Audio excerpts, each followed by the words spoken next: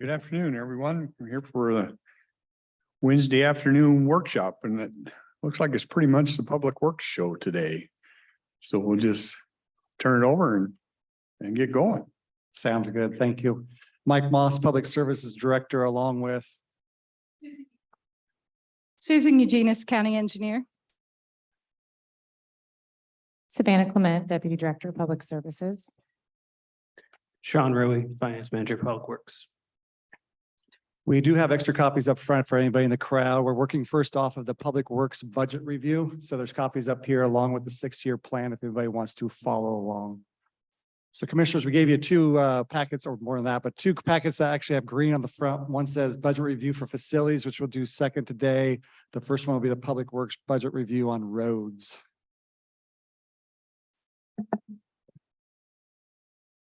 And hopefully we've got these slides numbered. So on number page 2, there's 2023 accomplishments. This is really just on the road maintenance side. This is not the projects.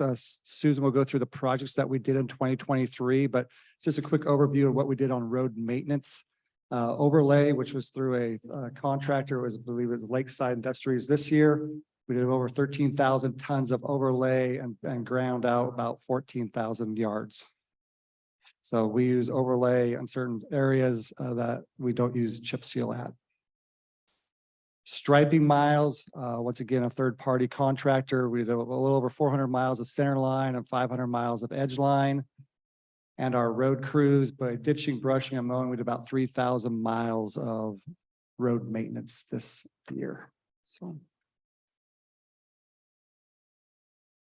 our challenges on the next slide, on the cost side, of course. Actually, if I could get Oh, sorry. a quick question. Yeah, I'll stop each slide. Yes. I'm finding it strange that the edge line isn't like a factor of 2 over the center line.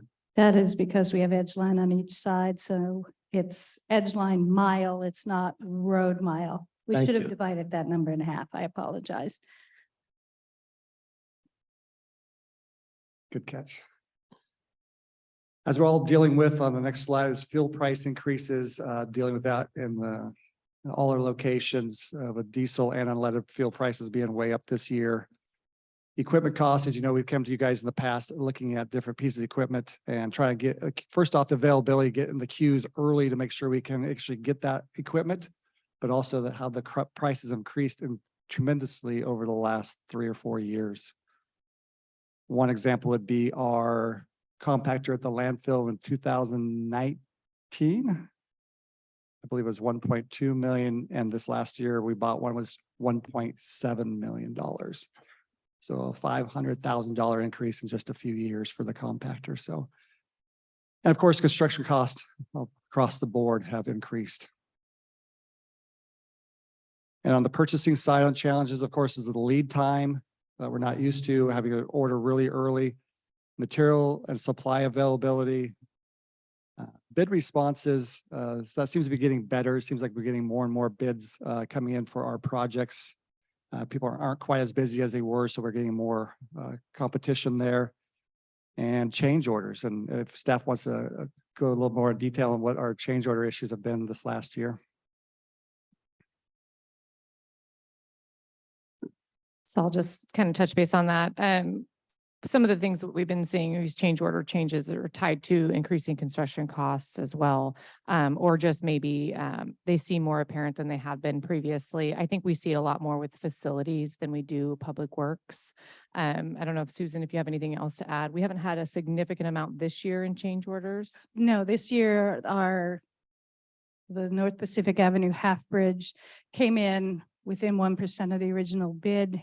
And it was minor materials overruns, underruns, and one minor change to the guardrail. The Ostrander, we obviously had a significant change order on that project, but that was a owner desired change by adding the temporary bridge. Our other projects are running.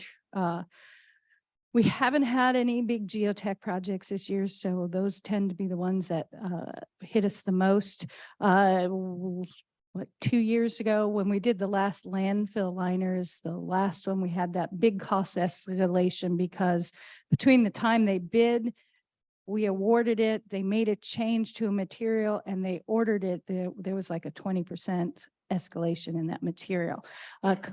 Public Works materials seem to have calmed down a little, and the way we write our contracts, it's very hard for them to make a change. The only in a public works road construction project, there's an escalate in the specifications. There's an escalator for oil prices. So for asphalt, things of that nature, that is based on a 2-week running average. So sometimes you win and sometimes you lose. So sometimes they get a cost adjustment and others we don't. But that is the only item that has a running cost adjustment in our public works contracts. Question on lead time. I was at Longview City Council and I don't remember all the details. I knew they were looking at a new piece of fire equipment. But if I remember right, it was like 2 years out. Is that what we're seeing? Certain items, yeah, I believe, Yeah. especially on the vehicles, I believe that's why we came in earlier this year along with the sheriff's department to get in line early. I believe you guys approved stuff for next year, but approved it now, I believe in July or August, some point over the summer. So we can get in the queue because their windows that they open up for ordering is so small now. They might close down a window for Chevrolets or Fords within 24 or 36 hours because they got Yeah. their quota and then they shut it back down again. So we got to get in line early for those. And then remind me, you probably told me this, but do they hold, if we get in line, do they hold that price? Yes, Sean says yes. Okay. And the other items that we're seeing more for public works constructions, things like generators and pumps are having a long lead time for us, so that we order them and it's 6 to 9 months before you see them. Or you see them? Yes. So am curious, you've mentioned escalating costs of fuels, asphalt, those kinds of things. What do you have in mind to bridge over to less dependence on fossil fuels? I know some of the equipment has to be, but where can we make some changes? Or is the economics there yet for us? Well, for us, it's mainly in the smaller utility vehicles that we use that we go more the light duty vehicles with diesel and we had some conversion over to propane, even though we haven't turned them completely over. They came with the kit for conversions for propane. Some of our newer vehicles, of course, they get good fuel mileage because they turn off when they come to a stop sign. Our bigger heavy equipment, though, it's challenging to find anything that's efficient when you're running D8s and excavators and rollers and loaders and our 10-yard trucks. So it's mainly in our smaller utility rugs. Actually, in our office, we're buying it's in our list down here this year. It's in our budget for 24, a smaller utility vehicle. I think we're going with like a Ford Maverick or something for the office that gets a little better fuel mileage than running half-ton pickup trucks.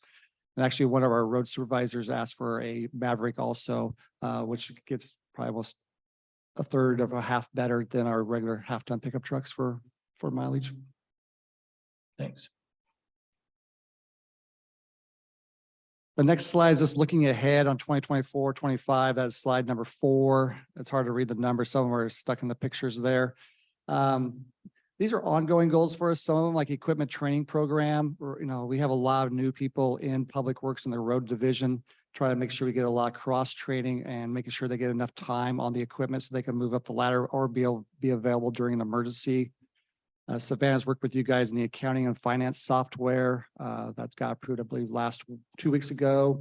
We sent staff out for training last week, getting ready to implement that new software for accounting.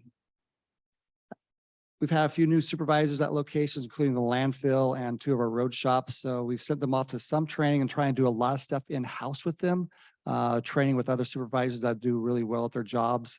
But that's something I think that we really need to work more on as a team. And especially the next one, employee recruitment and retention.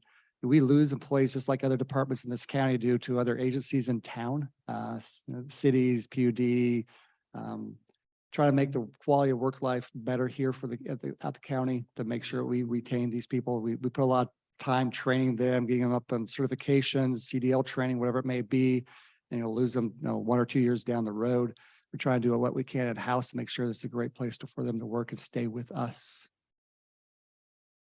We have a Public Works has their safety supervisor. We've got that position about a year ago.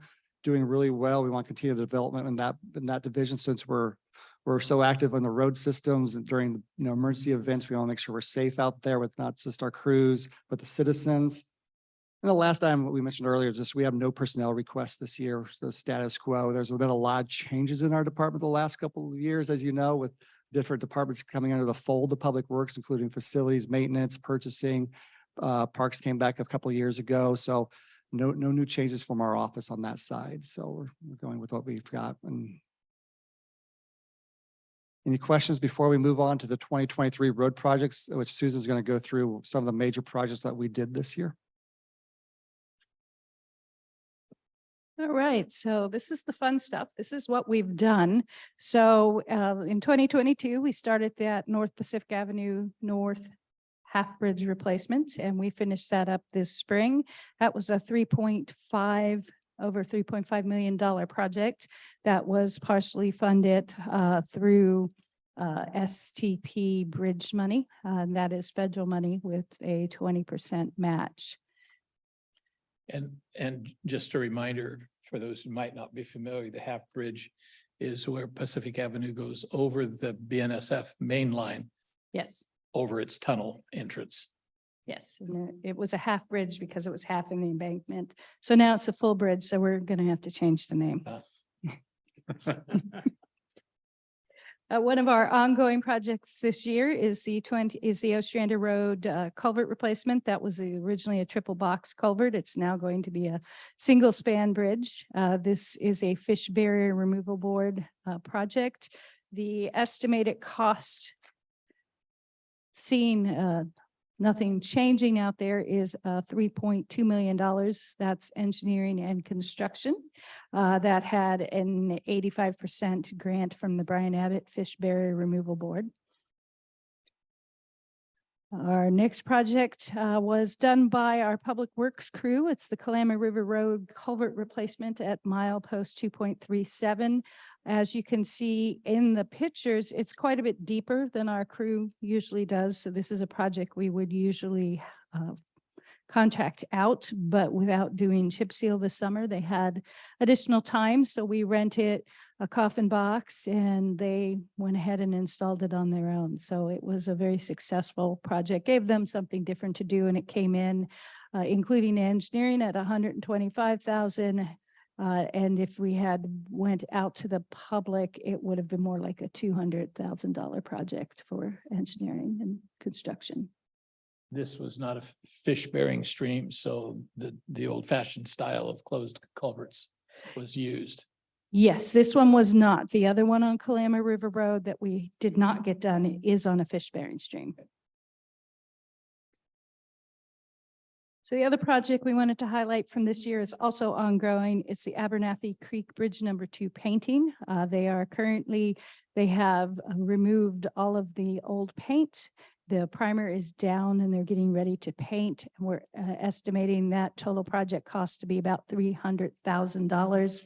And this is with a STP bridge project money, federal money, with a 20% match. So they've been moving right along and we're very excited. I got to pick a paint color yesterday. And no, I didn't go with purple. I just went up with a nice gray. So when the fish look up, it looks like the sky. Yeah. So any questions on the projects we've been working on this year? Okay, so we'll move on to the highlights for next year's construction program. So the first two projects are going to be bid as a single project. That's the South Cloverdale and the South Cloverdale Road Comfort intersection projects. Combined, they're a just under $6.2 million project. Of that dollars, there's 5.9 million of a combination of CRAB, STP rural money, and ARPA funds to complete those. So the road fund itself is contributing about $200,000 to complete that project. And this project runs from Todd Road to Comfort Road. It's fixing curves, both vertical and horizontal, adding the 6-foot shoulder, and there's 2 fish culverts on there that are going to be replaced in addition to some other smaller cross culverts. So I'm fairly curious about that because I travel that relatively frequently, exaggerating a little bit there. And there's really not a lot of traffic going through there. What's the impetus behind spending it there versus elsewhere? So every year, as part of this, and unfortunately, I didn't bring it with me today, but I'll have it on the December hearing date. We go through a priority array. That is one of our best practices by CRAB. And it puts up roads that based on ADT, cross-section, how many curves, potential guardrail issues are out there, and it ranks them. We update it every year on which roads we should be looking at first. And at the time that this project was established, and that was 2013, 2012. So predating me, that this project has been on the books working on it.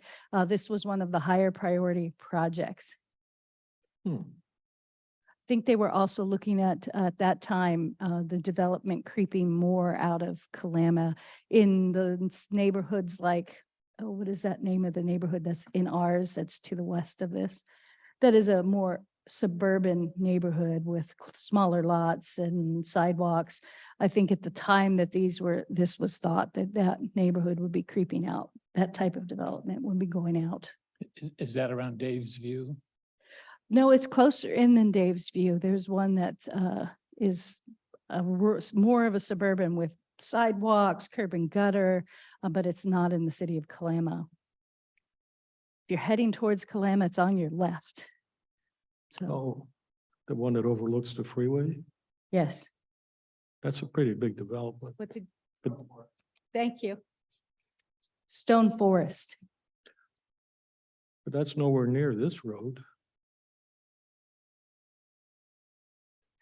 He was guessing. I don't know. I Oh, okay. apologize. I'll have better information about this and its development in December.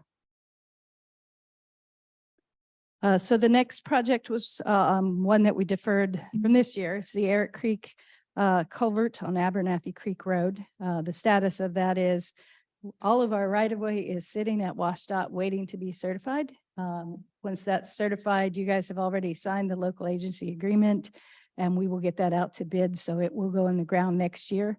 It is 100% funded by Protect funding at $2.6 million. So that'll be a nice project for next year. On something like that, should we expect cost escalation? Yes, but the nice thing about switching from Brian Abbott Fish Barrier Removal Board money, which was what this was originally, to Protect money, WashDOT has a pot of money that they never allocate, that they use for cost escalations. If you remember with our sign project that we just approved a few weeks Right. ago, they gave us an increase in cost. So they are much more able to do that than the Brian Abbott Fish Barrier Removal Board, which was one of the reasons we switched funding mechanisms. That was 111,000 increase? That was 111,000 increase. So the next project is the Hazeldale Road slide repair. This is one of our projects with ARPA money. It is at 95% design. We are currently moving into property acquisition, and as soon we are planning on bidding this in the spring. It's a wall. When we did an emergency repair out there, we put a ultra block wall in. We basically threw a couple concrete blocks down there and packed some dirt in as a temporary fix. And now we're going ahead and doing a permanent fix out there. We're going to be doing a soldier pile wall in that location. It's right, the creek runs parallel to the Leckler Creek runs parallel to the road before it turns under, and it eroded the road embankment at that location. Our next project is the Allender Road Bridge replacement. That is STP bridge money that we have approximately $1.5 million of federal funding and just over $200,000 of local funding to replace this bridge. It is heavily load restricted, so a log truck cannot cross it. So this will put a new modern bridge in there. We are in the property right-of-way phase on that project right now. Then we have Garlock Road box culvert replacement. This is funded with Brian Abbott Fish Barrier Removal Board. It's a small culvert that we're replacing with a, now I've blanked. I can't remember if it's an arch or a three-sided box. So it'll become a short span bridge out there, what we call, and it's 85% funded for the fish barrier removal. The next project, everybody will be excited if it goes next year, is Dyke Road reconstruction. We currently have CRAB funding on that. The project is over 2 million and we have 1.6 million of CRAB funding. We're at 60% design, so we just submitted for all our permits. The only reason I'm concerned that it won't go next year is because it has to go through the U.S. Army Corps of Engineer 408 process because it is literally on top of a dike. So we need to go through their hoops, and we're hoping that it isn't an issue because everybody in Woodland and the Diking District thinks this is a very good project to get that pavement repaired, widen those shoulders out, increase the safety out there. This is from Wayland up to where the rock pit scale is. How are they going to do the widening? For most of this section, it's not as difficult as others because a lot of it, especially Riverside, they have filled it out. So we'll have to do fill slopes. Fortunate part for us, the Diking District owns I believe it's 100-foot strip through there that the road currently has waivers for 60 feet. So it's more of an going and getting additional property from the Diking District down there. How long is the length for this Oh, reconstruction? the length is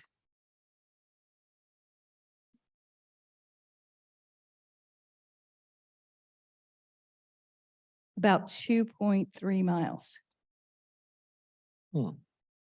This is not a rip out the road. We're not fixing curves. We're doing the pulverized in place like we did on the other section that has been holding up well, where we ground up the existing pavement, mix cement in and some additional base rock in, and then you just pave over top of it. And then we'll add nice rock shoulders to it. I know there are some farms there that are very heavily trucked. I mean, there's just a lot of Yes. traffic. Is that going to impact them? Oh, well, that is one of the coordinations we are planning on doing when we get closer to our date. There is grass seed, which is an early product. They are pulling out in June, I believe, is when most of the trucks, and berries, and they are also early. That is the predominant farms that use that main route. The steers and other things go out the other way. Oh, so you're going to try to do the timing when Yes, they're growing, not harvesting. or after the What a harvest. concept. Okay, Yes. thank you. So Susan, you have listed here that this is funding from the CRAB board. Why is it not from the state? What's the difference in the kind of funding? So, My understanding is Crab is very unique to Washington State. yes, the County Road Administration Board is a Washington state animal that was created by the legislator, I believe, in the early 1900s. And they are given direct funding, motor vehicle fuel tax funding. And so they distribute that and they run, they call it the RAP program, which is what this funding comes from, which is Rural Arterial Program. And that is divided among the 39 counties in the rural area.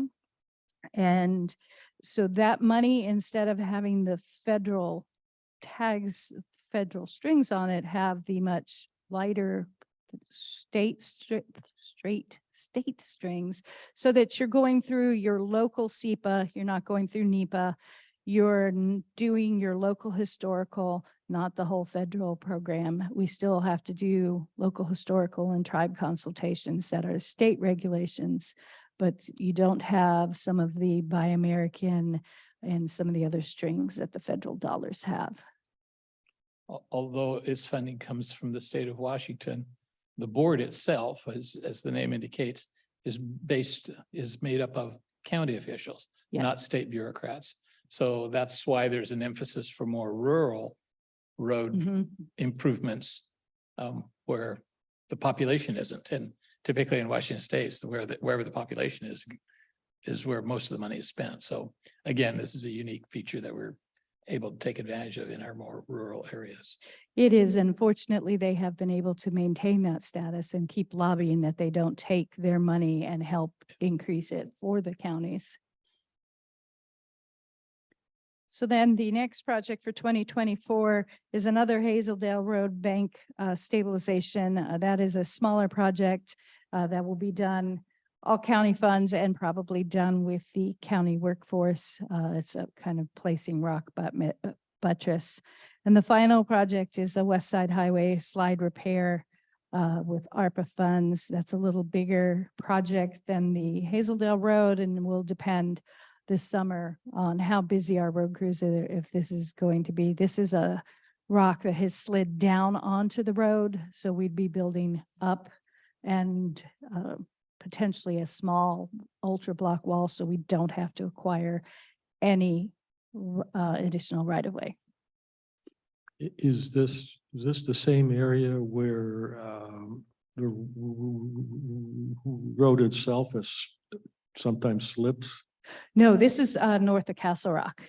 Oh, north of Castle Rock. Yes, West Side Highway where it slips, that is a state route. That is not a county route. Anything south of Castle Rock, 4 Points on West Side Highway is a state route. The Okay. county and then the city of Castle Rock is north of 4 Points. I was going to compliment you. That'd be quite the bargain. Oh, that would be a bargain. Any questions for 2024? So just as a highlight, I like to compliment my staff because we have about $14.5 million of grant funding for 2024 with a $15.8 million total construction program. So the staff works hard to get the grants so we can do these projects. So 2025, fun and exciting for 2025. So the first project is the Rock Creek Culvert Tower Road project. It is ARPA funded and our plan is to be ready to go to bid in September so we can have that contract signed by the end of the year. But the construction work itself will be happening in 2025, just the way the contract will roll. Then we have the Pleasant Hill Road culvert replacement. As you all are aware, that was a FEMA funded project. We have a temporary bridge in right now.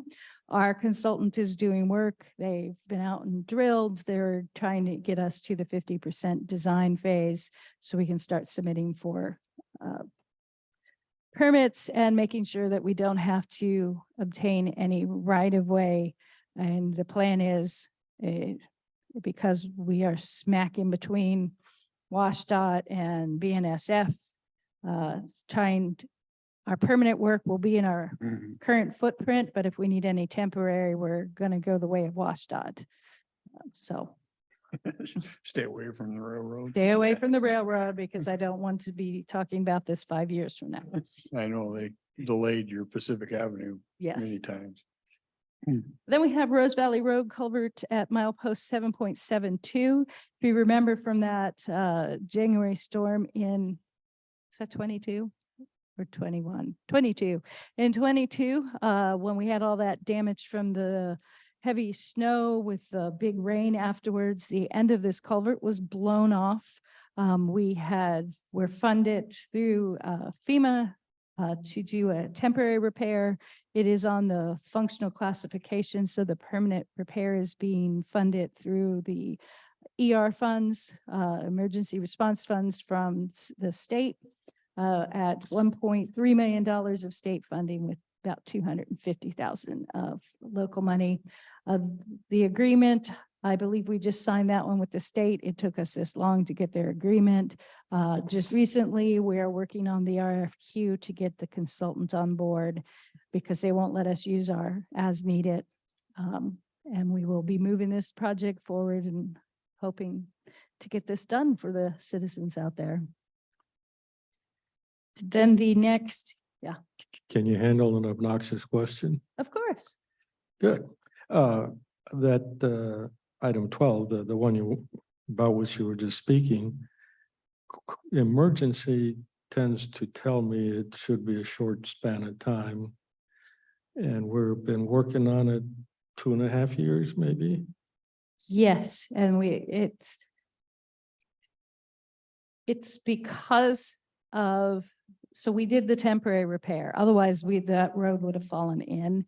And so that's the pot of money that they call it is the emergency relief fund, and permanent repairs from that take a while to go through the whole process, unfortunately. Okay, so this is meant to be a long-lasting solution. Yes, this is a permanent solution. It'll meet FISP passage. It's going to be a nice new culvert, which will not.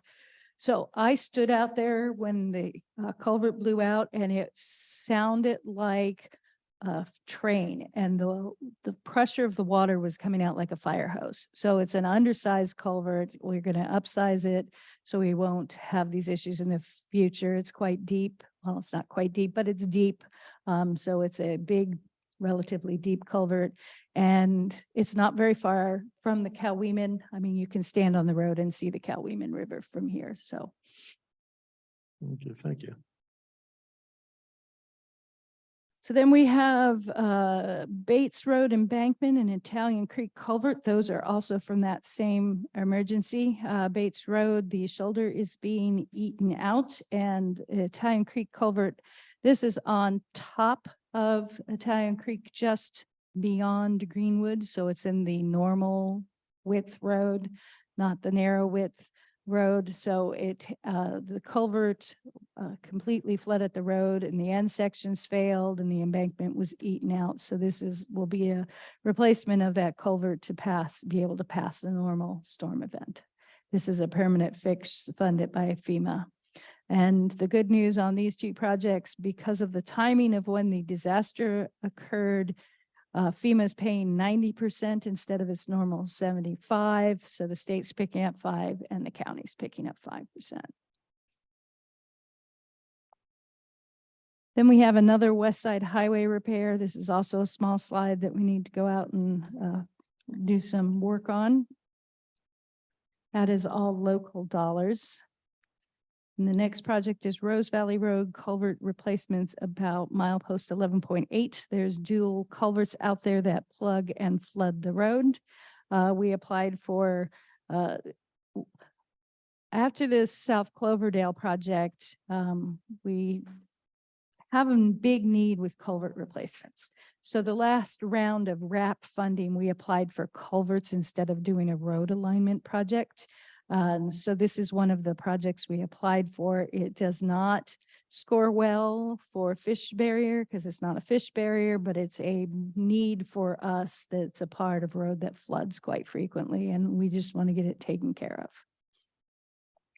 And then we have Butte Hill Slide Repair. It's also from that same 2022 disaster. just doing some repairs out there. It's a smaller project, 270,000. So then the last three projects on the list are projects that were brought to my attention last month.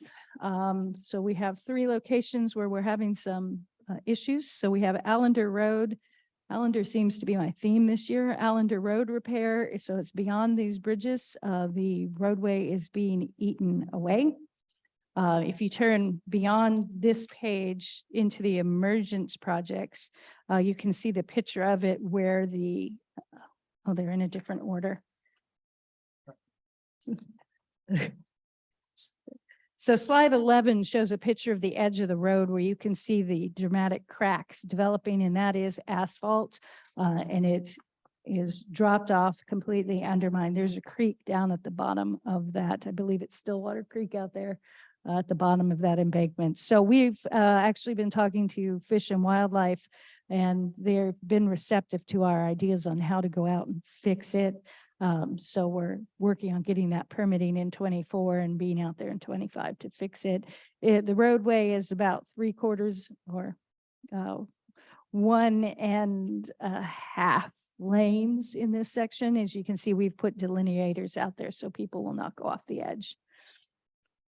Then we have. So how do you fix that? So we'll go out, we'll remove the material where it's all cracked, and then we'll build up. Move the downslope material. Yeah, the downslope. This is all downslope material. So we'll remove that material and we'll build up a buttress of rock. In this case, because it toes into a stream, we will probably be putting in some large woody debris to meet Fish and Wildlife's requirements. And how long is that? I mean, 305,000 seems like it's a good price. It is. I should have put them on the front page so I don't have to flip through my list. It's probably 1/10 or 2/10 of a mile. It's 4/10 or 400ths of a mile, excuse me, not tenths. So Okay, it's a fairly short piece. yes, Well, it's going to take a lot of concrete. so then we have South Tootle Road culvert head wall repair. So during bridge inspections this year, they went out and stopped South Tootle Road culvert. This particular culvert is on our short span list, so we do check it. Just so everybody knows, when I'm saying short span, so anything over 20 feet is considered a bridge, but we look at what we call short spans, which are anywhere from between 10 and 20 feet. They tend to be box culverts, and we do inspect those just to make sure that they're clear. They are quite sturdy in general. But in this case, the culvert head wall above it, they built a timber head wall. And that timber head wall is about to fall into the creek. The posts that are holding it up are rotted. They're hollow when you look into it. And in the culvert itself, right at the mouth of the entrance to the culvert, there's a gravel bar that's built up. So it's pushing into the roadway embankment just beyond the edge of this picture. So it's going to be a combination of replacing that upper head wall and working with Fish and Wildlife to hopefully remove that gravel bar over to the side where it has eaten out the embankment and reinforce that embankment. And then the final project also came about as bridge inspection. It's the Rose Valley Road Bridge number 2. When they went out and inspected it, Rose Valley Road Bridge number 2 is it's at 1.14, and that is just prior to North and South Maple Hill. It's in that area. It's one of the Owl Creek bridges.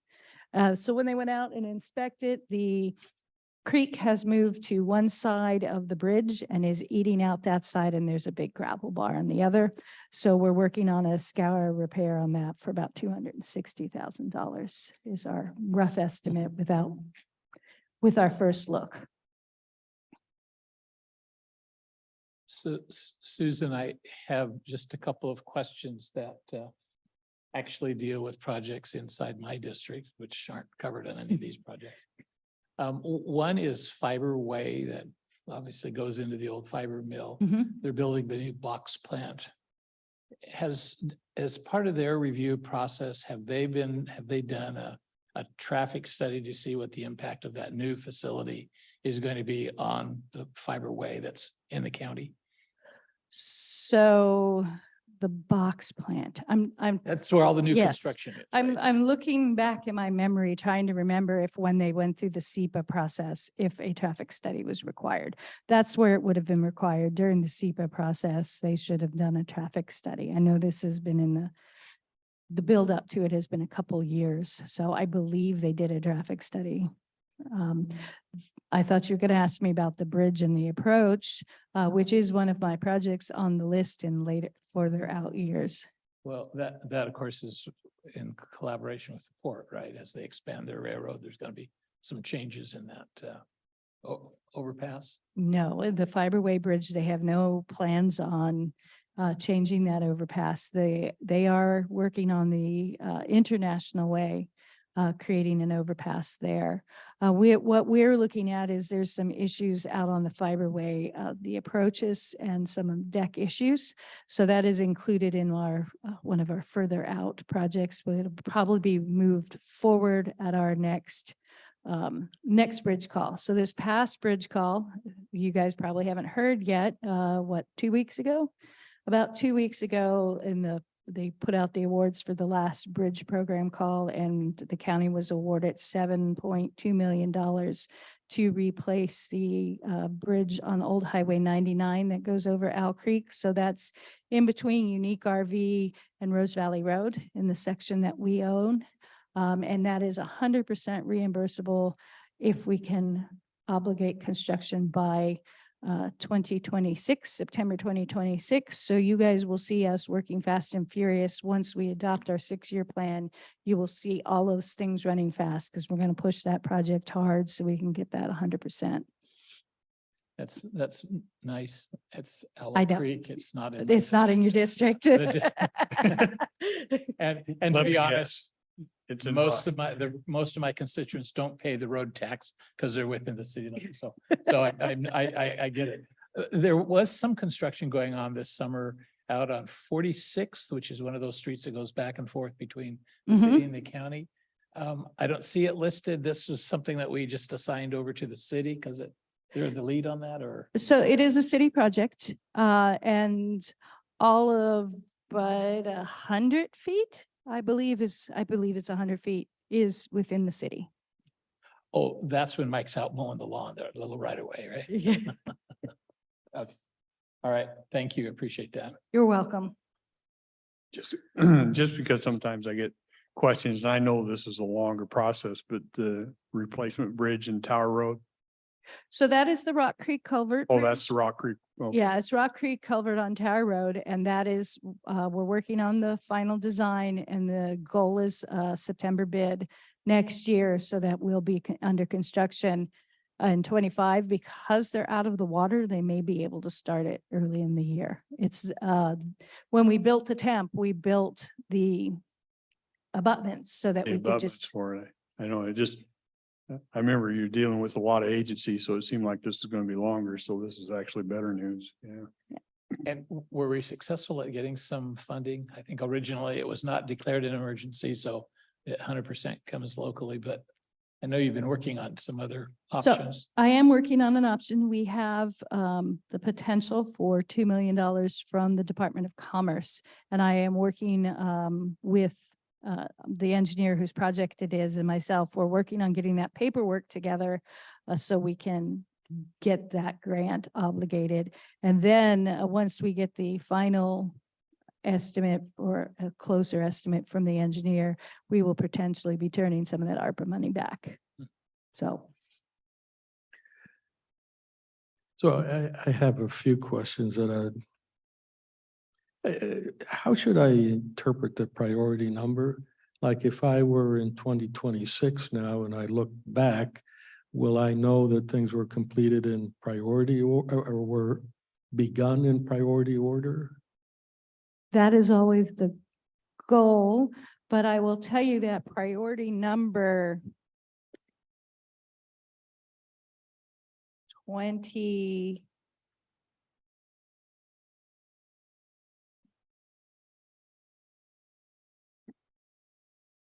Priority number 21, which is at Owl Creek Bridge that we were just talking about, the actual construction of that will probably occur after some of the lower priorities, like priority number 22, which has drainage improvements, which has secured funding. So that one will probably physically be constructed in 26 prior to the bridge being constructed.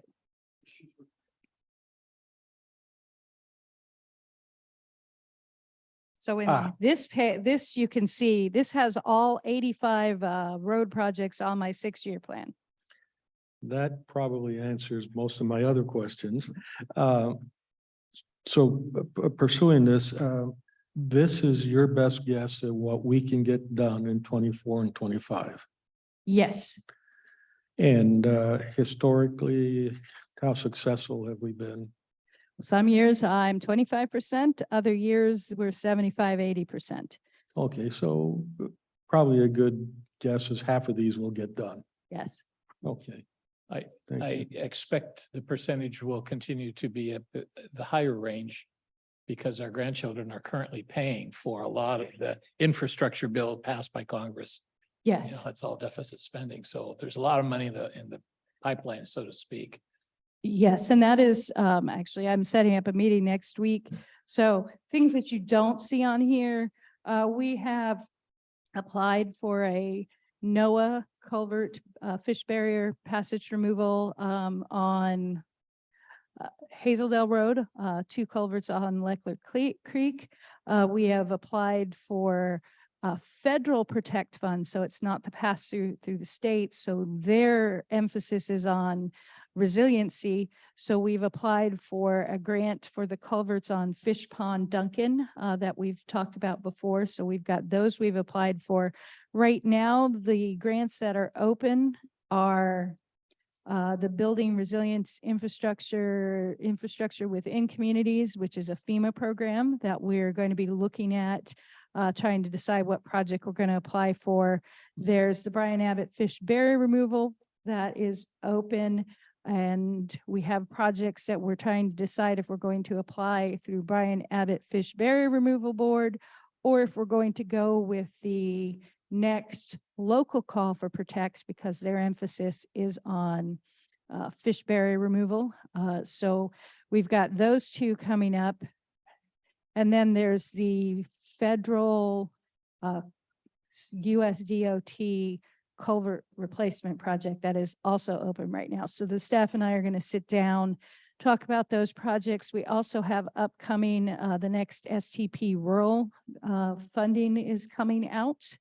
A COG is working on Safe Streets for All is another big federal program. And in 2022, we successfully applied and were awarded money as the COG, the local region, to develop your required plan that you have to have in order to apply for the construction funding. And Safe Streets for All our projects, intersection improvements, crosswalk improvements, those type of streets, curve improvements where you have a high accident location. And they go along with and you'll see it in our plan, a HISIP, which is also safety money. So we'll be looking at our safety projects. I believe this spring is also a Safe Routes for School call. And so we're going to reach out to Lexington Elementary School to see what their walking route is, to see what needs we have in the Lexington community for sidewalks improvements for the children that walk to those schools. So there are a lot of things that we have going on in the background. It was crab call last, and I don't remember. Next year is not a crab call. It's an even year, so it's not a crab call. So we have a lot of things that we're constantly rolling into different grant programs, trying to keep our projects fresh.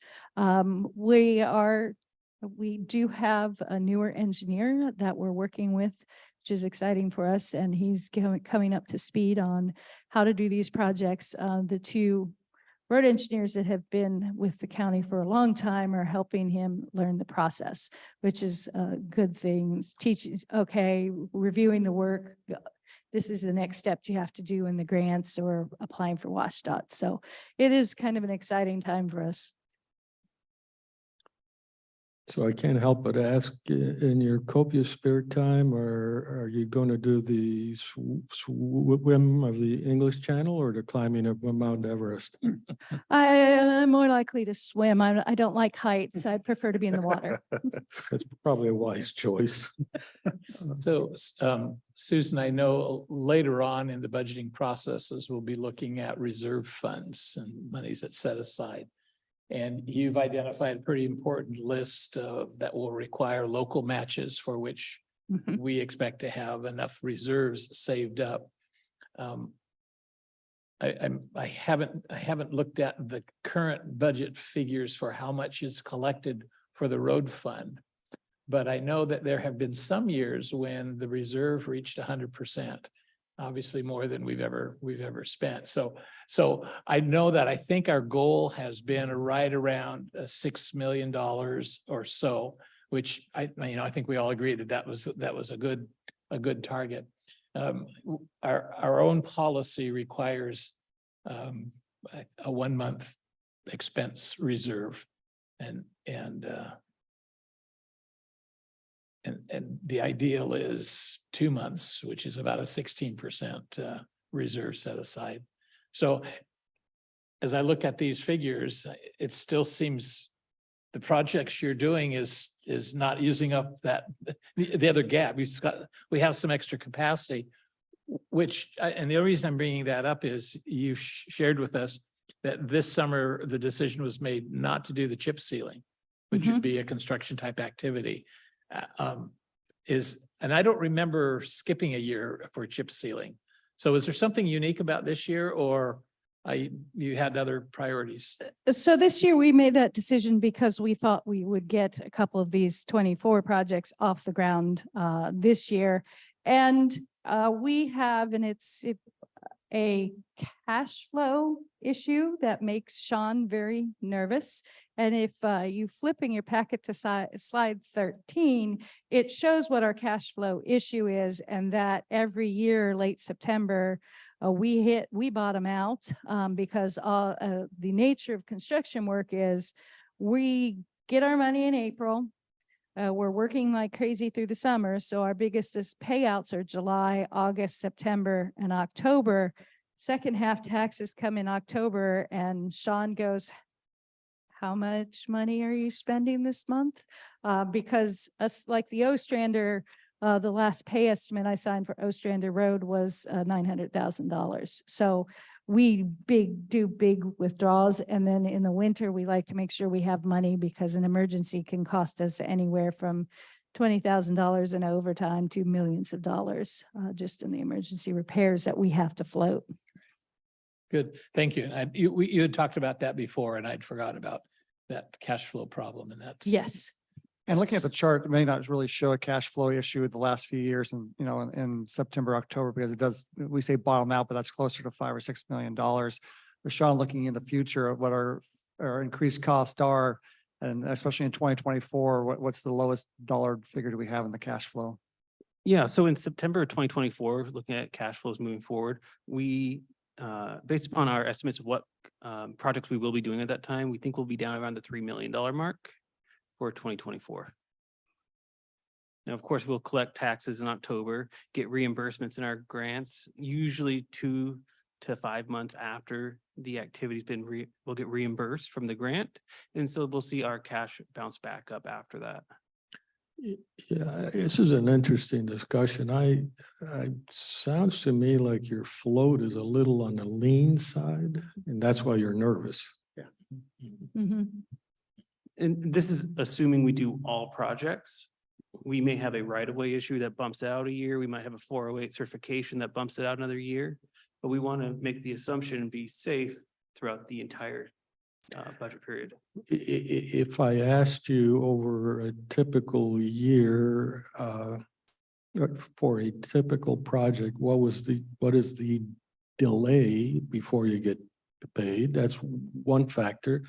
The other one is a number of projects in a year, and you've got a lot of history, so you ought to be able to give us a pretty good number of what that float should be. And that answer is,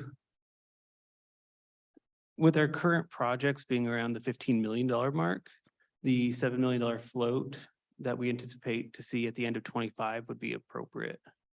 7 million? Yes, sir. Yeah, and that's in addition to the reserve you need for working yourself through the winter. Yes, sir. Okay. That makes sense to me.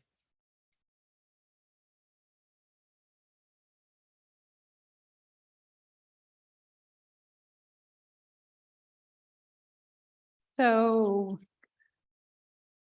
what page number is this? That's 12, Okay, on page 12, hard to see. it's the one with Where's- Commissioner Dahl. Where's Waldo? Yes. I finally Commissioner- got to run the excavator. So on December, whatever the budget hearing date is, the first Tuesday in December, how about that? We'll be bringing forth the full 6-year plan and the annual construction program that we have to adopt by statute. And I will say this now, and then I'll say it again then, because it's been beaten into my head. Remind your board, they have to adopt that before the budget, because that's the way the statute is written. We do adopt this yearly in December, the 6-year plan. We do amend it when, especially if we receive federal or state grant, you need to go through and change the plan from proposed to secured, and we'll bring an amendment, requires a hearing. If you ever come into my office, you will find a copy of the 6-year plan where I'm scribbling down what we're adding for next year. So I change it throughout the year. It is a living, breathing document. And it's always available for the public to come see and give me suggestions to add or something they feel is a higher priority. And that public hearing is designed for the public to weigh in and say, here's a problem. And, we need the public support to have eyes on the road to help Yes, and we also, anticipate problems. yeah, and we also go through the SEPA process, which we are about at the end of, so it goes out for public comment also, and so the agencies can comment on it, and we take those comments into account before I bring you the final. So there was a traffic route rerouted, if I remember correctly, in Cowlitz Garden area during construction. Mhm. Was there a need for repairs and things to put that back? No, It's the been- road held up pretty well. We've removed those temporary speed bumps except one, I believe. We still have one out there to help encourage traffic to go back onto Pacific Avenue. Were the residents cheering you on or waving certain finger salutes? Both. Both. Yeah. Some liked them, some didn't. Located at, because they do make a lot of noise throughout the night, so but we kept the one on the north end away from most of the residents. That's the one that's in place still.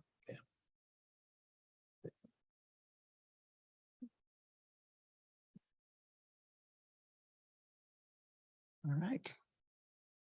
Any question on roads before we move to a completely different topic? We're gonna go through landfill, water, sewer, and all that fun stuff next. Are you gonna go through this? You gonna go through the handout at all? If you'd like me to, I'll give you a brief, how about I give you a brief overview of what it is and how to read it? Sounds good to me. So I handed to you 2 documents. One is 8.5 by 11, which is the program with the first 2 years. There's a full project description with the project pictures and the cost broken down. And then the last pages are a listing of the remaining projects with their cost and their project type. And then the spreadsheet, I was told many years ago that this was hard to read and understand, so that's why we add it to this document to supplement this. So this is the format that's required by the state, where we have the projects with the milepost, tells you what type of improvement it is by a code, what year we're doing all the different phases, all the different funding with lots of codes. And the last page has all the codes spelled out so that you can interpret them. So this is, Susan, Nice try. I noticed you looking at those little tiny numbers and you're not wearing your glasses. You can go ahead and wear your glasses. We're all wearing glasses. It's okay. I can read it sometimes. Just not for a long time.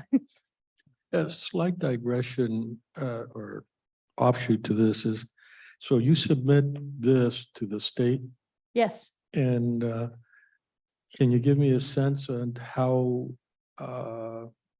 valuable their feedback is from an actual useful operational standpoint? Okay, don't answer I it. do not give feedback. That's the best way. Okay, that- The feedback I get is if we have federal projects in here that I don't have coded exactly right, please correct project number 12. Our milepost says 7.71 to 7.76, and yours says 7.70 to 7.74. That is the type of feedback I receive back from the state. When we also send it, so we send this to WashDOT, and then we also have forms we send to CRAB. CRAB has, our staff is very excited. So the old forms, they used to send them in and they would either go accept it or reject it. And so reject it generally meant they had comments that they wanted you to address. And now they've done accept it, revisions required, or reject it. So the staff thinks that's a warmer, fuzzier crab. So Okay, I did forget to ask you earlier, you had mentioned smart streets.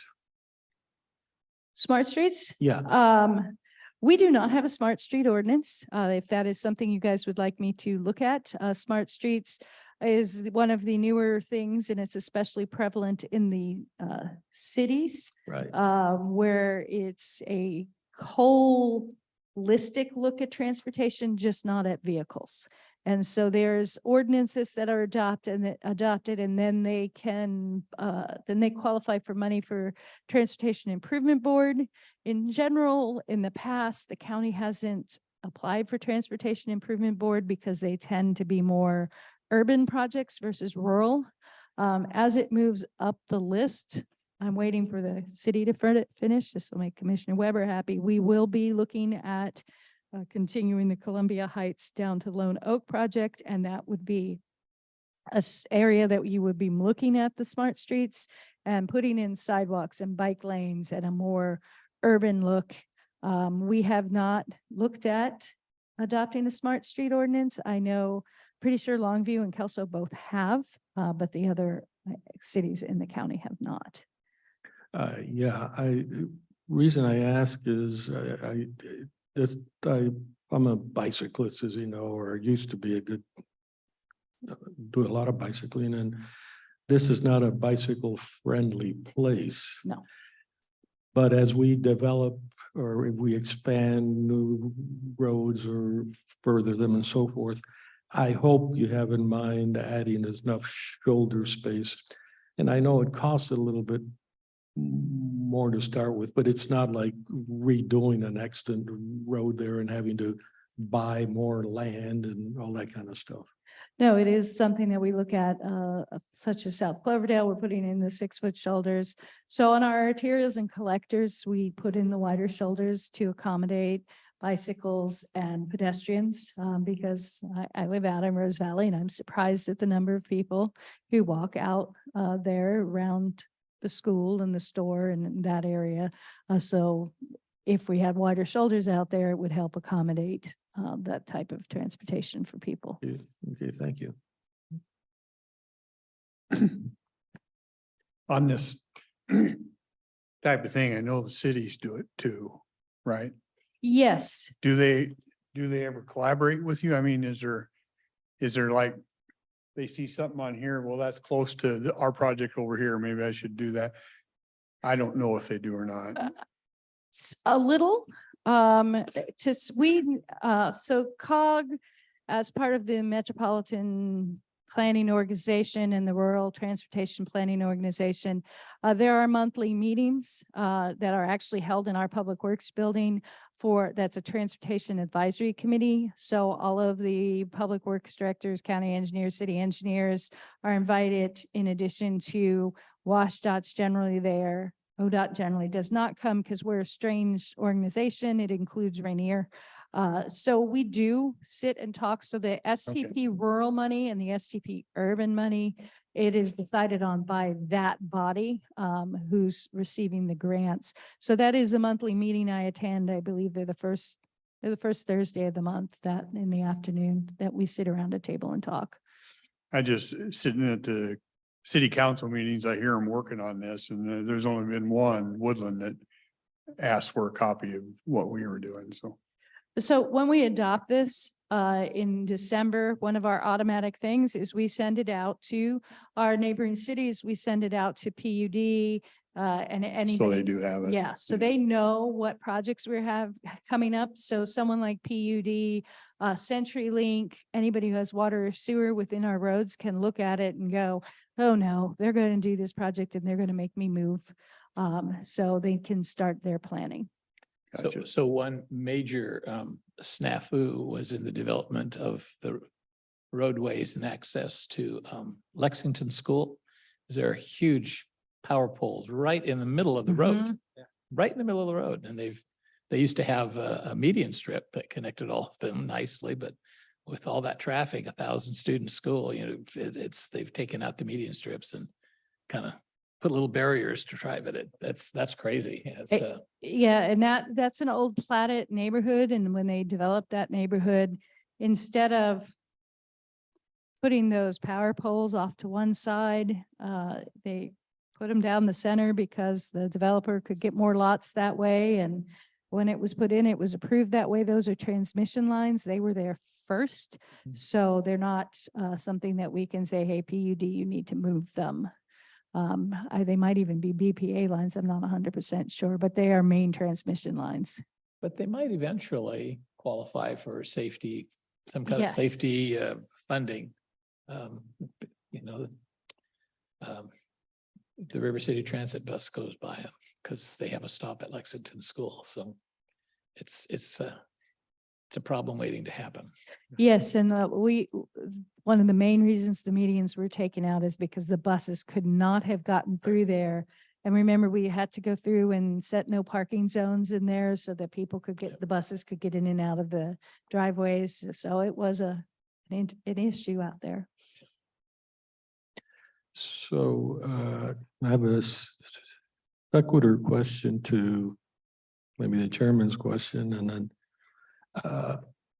if I look in here, will I see something that goes into the port of Woodland? In that, you know, exit 21 is a big problem, and so there's no interaction. So I have no projects in here. I actually do not believe I have a single project in the Woodland area at this time in this list. Okay, we've talked about a couple, including the overpass on I-5, maybe. Yes. Would I find that in here? No, that is not in here. If you would like me to add it, it's not in here. I know it is something that is included. I believe it's included in the moving forward plan that COG is put out. So Yeah. it is in there. Is that sufficient? It is to start getting it kicked off, unless you would like me to more aggressively pursue it and we could add it in the outer years. I can certainly do that because the first step on doing that project is really somebody has to do a study or a plan to figure out, is it even feasible and is it best to be a bridge or a tunnel? So it really needs a good study behind it. Yeah, it's for the public. If you go north from Woodland, you're essentially stuck to go north to stay on I-5. Now, if you were fortunate enough, you got off early enough, you could go up Green Mountain. But if you're a truck, we've had troubles with that. So there is no bypass available. So the thought is to extend Cloverdale in some way that gets you to the other side, to the west side of I-5, and allows you to get into Woodland somewhere near the high school. And that's got benefit for just about everybody in the county. So that seems like something we don't want to forget. There's another, mine just turned to Swiss cheese. Okay, next. So if you guys have comments or projects that you think should be added or things that need to be reprioritized, please feel free to reach out. I mean, this is not set in stone at this point. The most set in stone is the ones that we have funding for. Everything else, I'm willing to move around, look at and see if there's something that you or the public feels is a higher priority that needs to be added in for us to be chasing our grant funding and moving forward. Well, I think what Commissioner Mortensen was talking about is probably a good thing to get in the formal document. Okay. I mean, it's a bridge across I-5 and the railroad, so it's a state significance really, and that's where the funding will need to come. But if we don't ask, they won't include it necessarily. So I wouldn't mind seeing that. Yep, Even if could- that is project number 81. And you said the magic word, bridge, which reminded me, we're terribly, terribly exposed on the Lewis and Clark Bridge. Yes. And somehow we've got to keep pounding on, we can't build that ourselves. No. In fact, I'm not sure the government can build anything now. They've been working on a bridge, the Hood River Bridge, for 15 years. Yeah, something like that. But if that bridge shuts down, Oh, yeah. Yeah.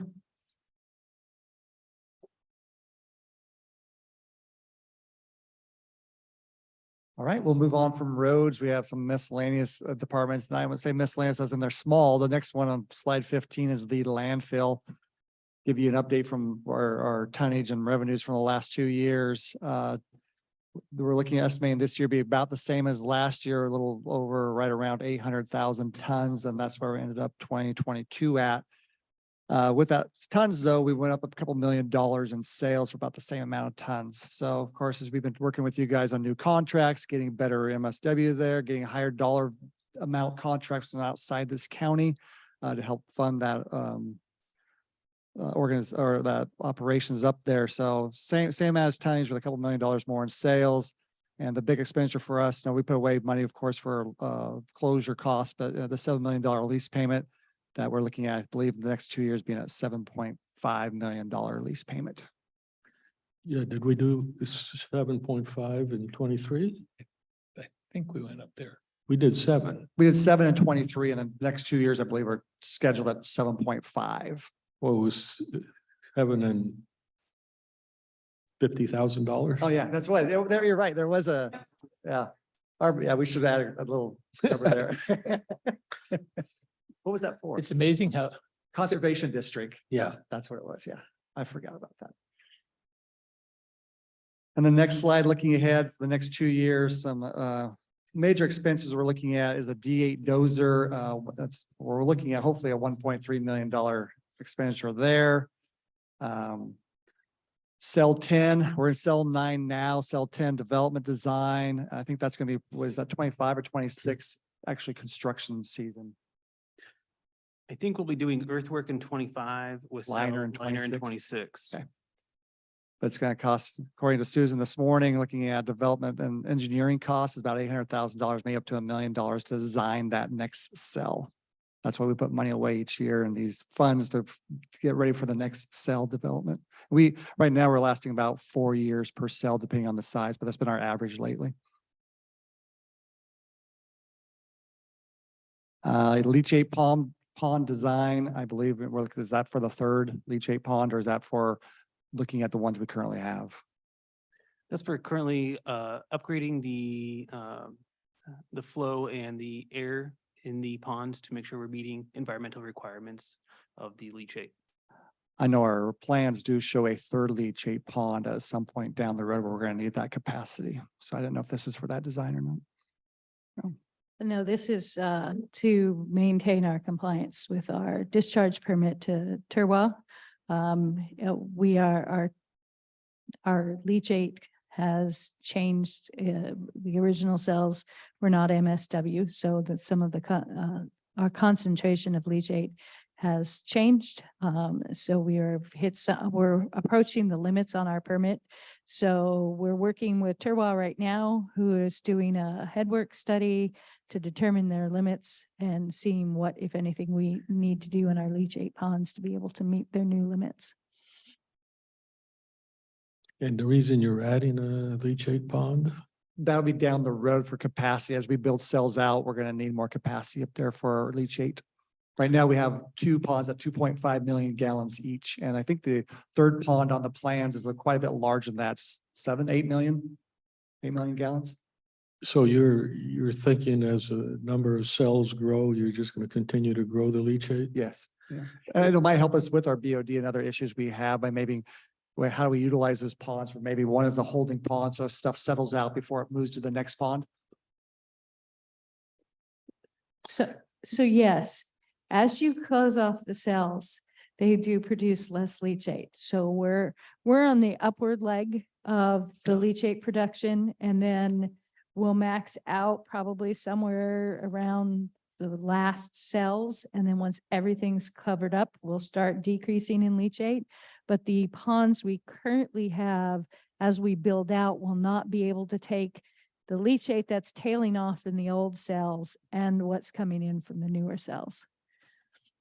So the leachate, of course, is material that's decaying inside the cell, the garbage. Is it generating that much water?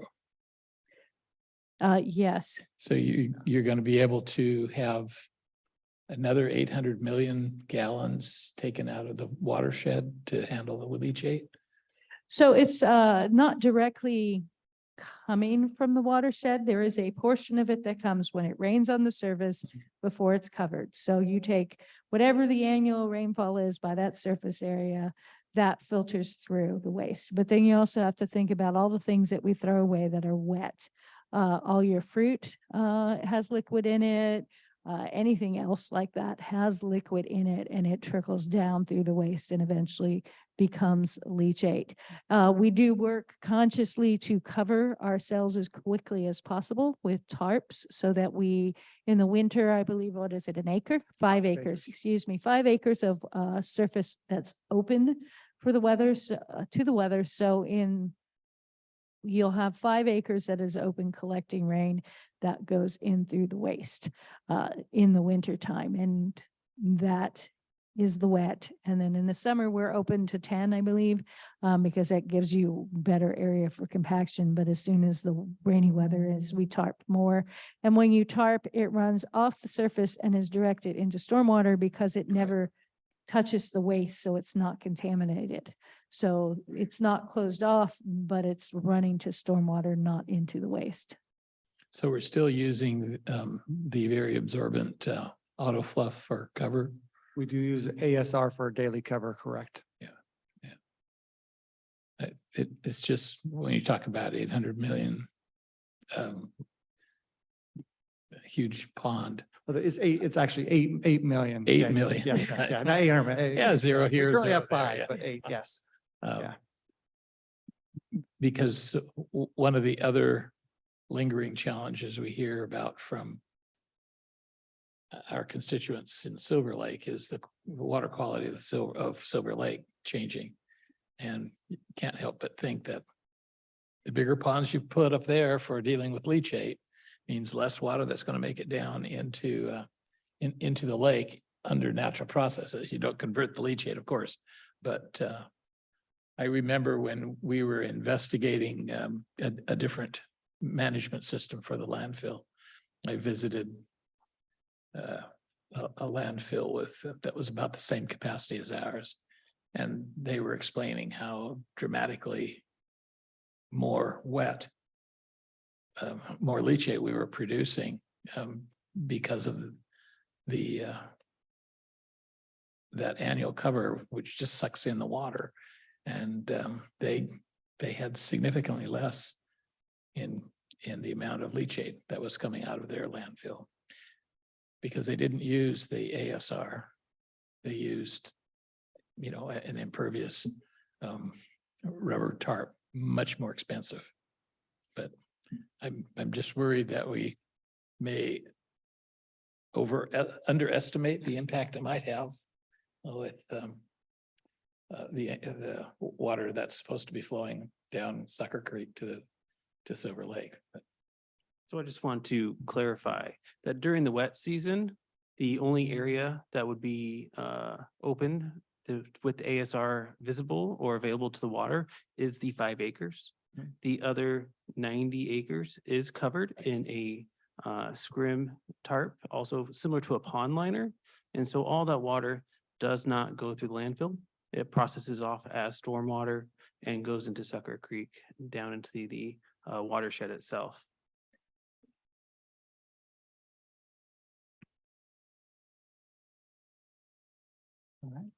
Next item we have on there is Gas Energy Project. That's with our partnership, working with them with PUD, Couts PUD. We're gonna have a lot more discussion on that tomorrow and hopefully unveil stuff to the citizens with a major project in the next 2 or 3 months when we get some final details. Instead of flaring off the methane as we do now, our goal is to get a gas energy project, and looking forward to great conversation tomorrow on that one.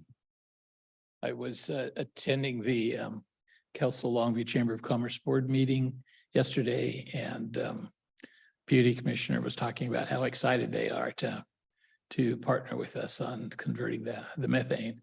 That helps them meet state standards on the mix, and it certainly meets our goal of trying to eliminate just burning it off. We're still doing the 2 stacks at 1700 degrees Fahrenheit. Correct. Yes. To burn that methane. Yes. That seems so wasteful, but Our volumes are finally getting to the point where the consultants that came in with PUD say our volume's good, where we actually, it's worthwhile project. It sounds like to move forward with this. So And- before we didn't have the volume to be able to do this. right. So the municipal solid waste contracts that we've been adding to the workload, bringing up the quantity to the 800 level, is with that goal in mind, to Correct. make it so that there's enough methane produced to make it pencil out for the equipment, the kind of investment, the high-tech approaches used to convert that over to electricity.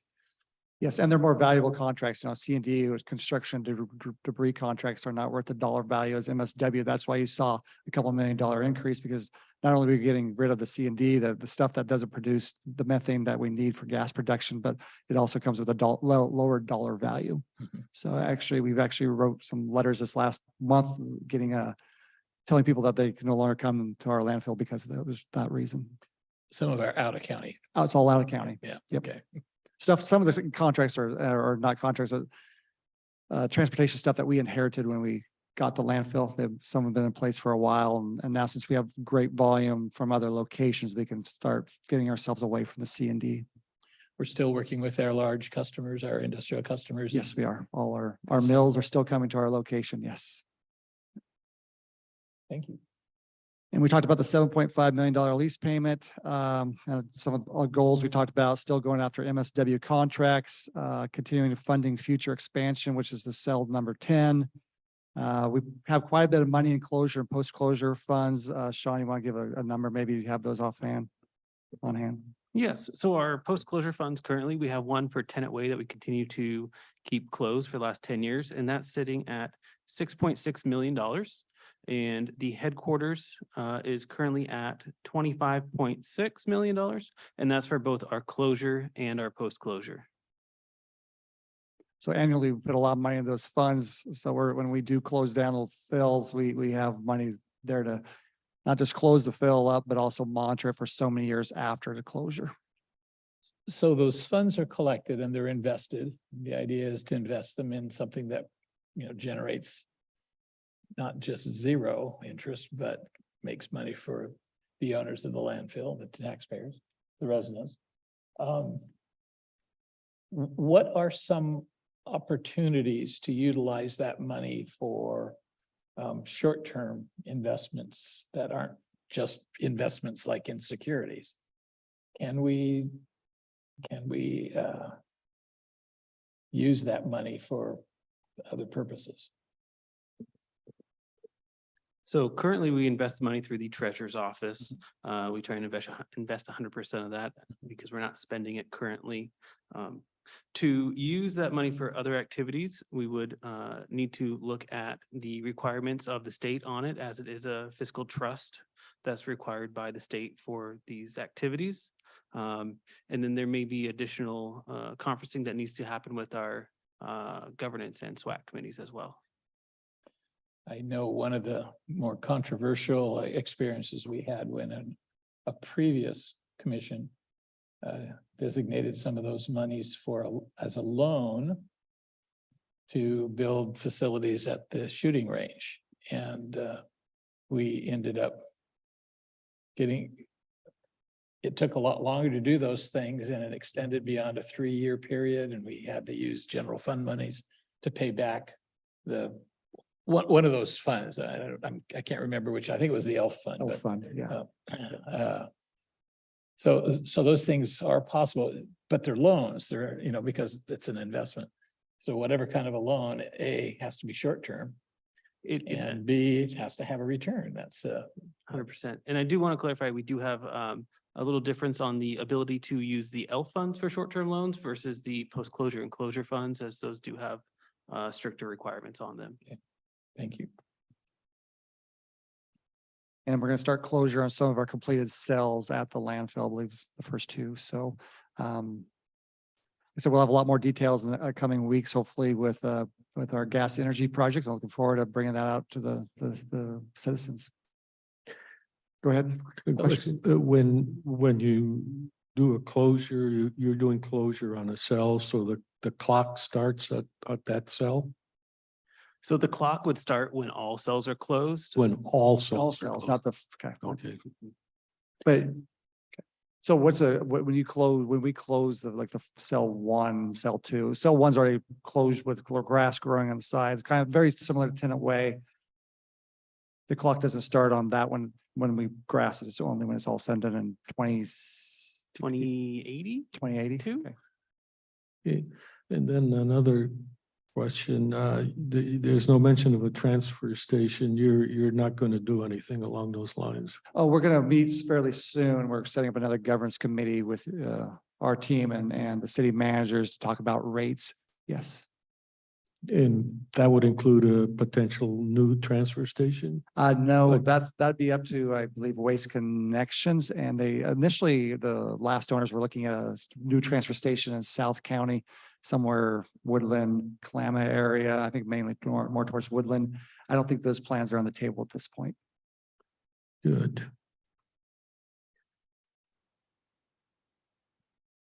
Well, I'm not an expert in real estate values, but it sure sounds like it's an $8 million project to me. Or $8 million rent project. We expect to be there at a certain point, yes. But I'll leave that up to the OFM director and you guys to figure that out.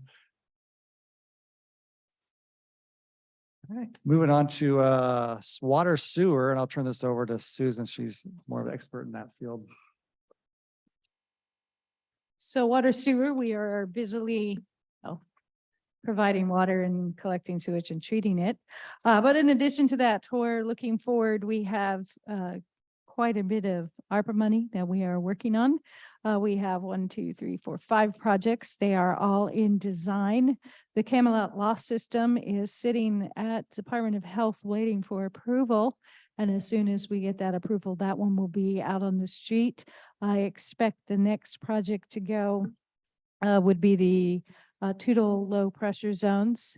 We are working, Brighterwood, we're about at 50% design, and we're working on getting the property. We're starting to reach out to the property owner to site our new reservoir.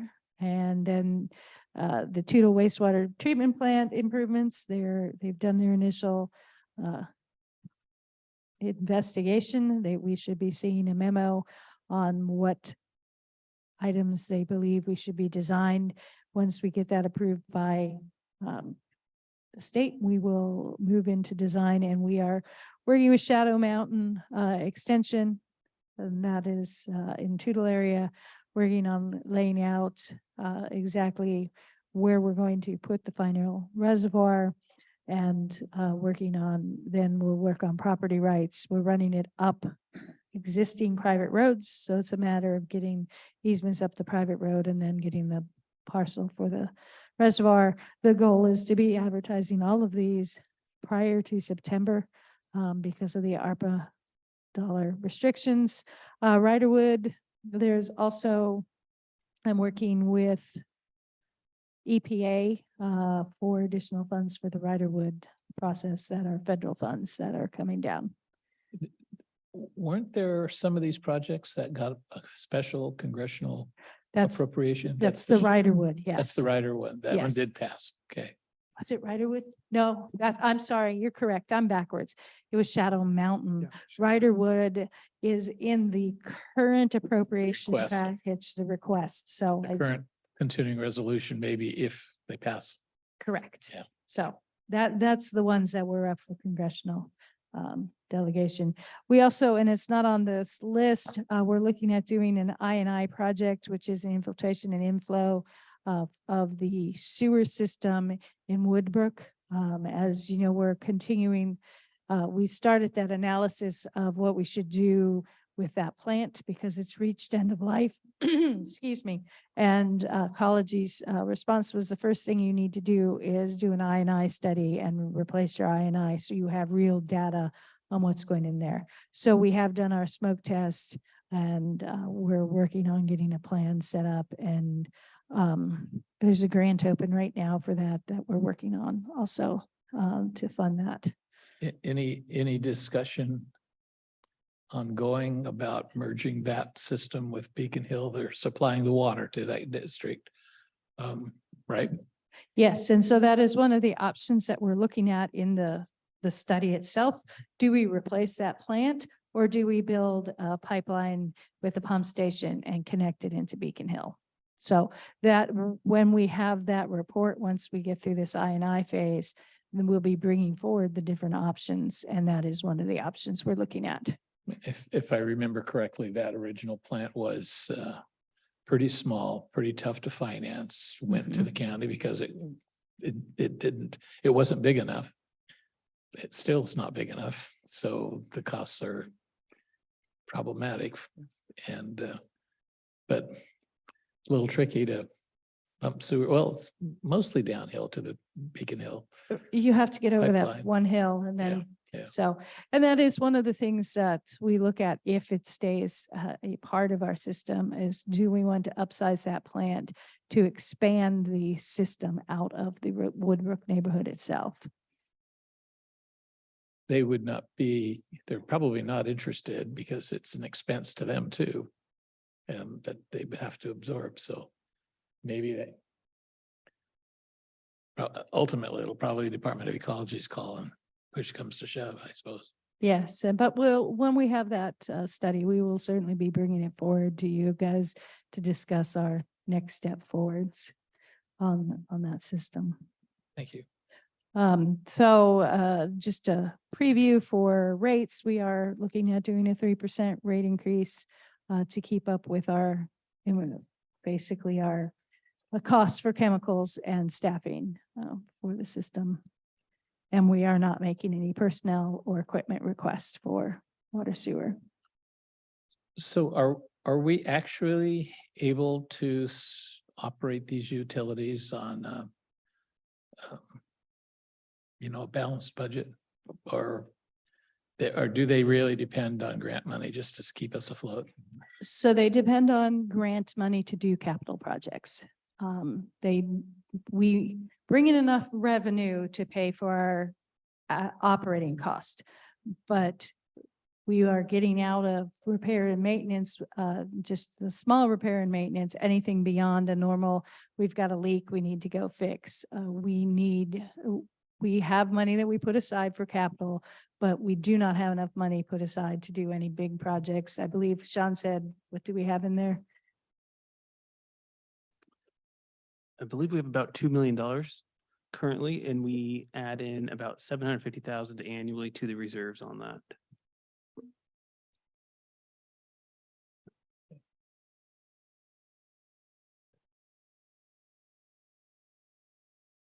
Sean, would you like to go over ER and R?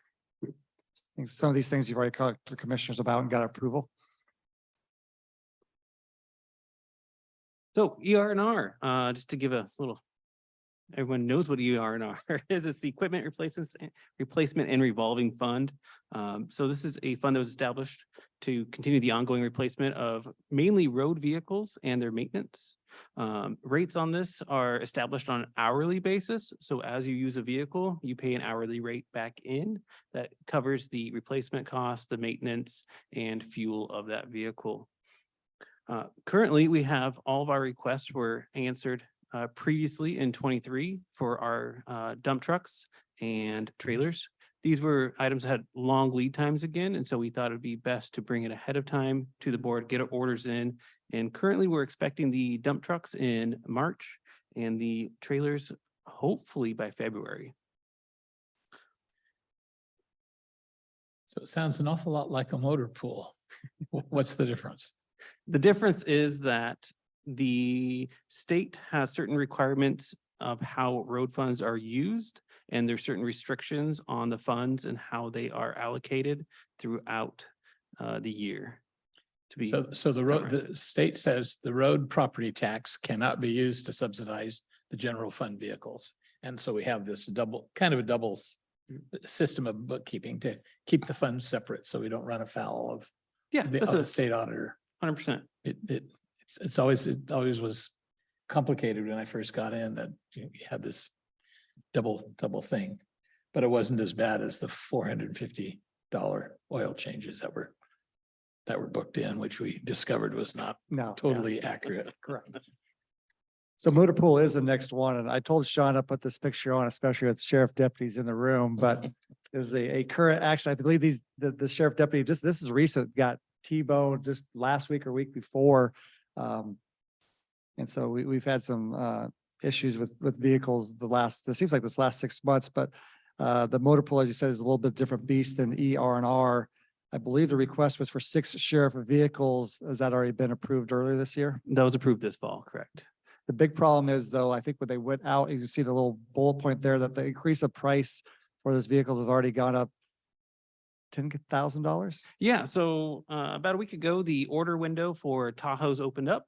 And so we went to place our order for 2024. And we had a surprise. In 23, the base model of a Tahoe was about $50,600. And in 2024, it was about $62,000. So we had an increase of almost 11,500. So as we requested these vehicles back in 23, we had an estimated budget of $85,000 to upfit and purchase these vehicles. So as of today, we would like to request that we have the ability to bump that $85,000 to $95,000. So we have the ability to properly upfit these vehicles. So just as an idea of what we do to upfit, I'm sure the sheriffs can share a little bit more if they want to. We buy the vehicle, and so it's about $62,000 for these Tahoes. We add lights, sirens, armor, bumpers, other protective gear, radios, radars. And that's about a $30,000 bill to get that all purchased and installed. And then we have a few, I'd say, housekeeping items when it gets into the back from the shop, getting some emblems put on it, some fire extinguishers, small things like that. And so that's what really builds that $95,000 value we're asking for. So on the flip side of this change would affect all future sheriff vehicles because it's not going to go down. We don't expect the price of vehicles to decrease in the next few years. So we would be reevaluating the motor pool contribution from the sheriff's fund moving forward at the $95,000 value if the board sees fit. So I think it was a year and a half ago or two, we bought hybrids. How did they work out? Are these hybrids that you're proposing? No, these are not hybrids. The hybrids that we looked at were previously a Ford Interceptor. That's the vehicle pictured here. We've had a difficult time repairing these vehicles due to their build type. They're a unibody vehicle, which means they have no frame on them. So it is very expensive to repair a vehicle, and then they total out faster. The Tahoes are not hybrid, but they do have a frame. And so we can replace parts and pieces instead of having to tear the entire side of a vehicle off to fix it.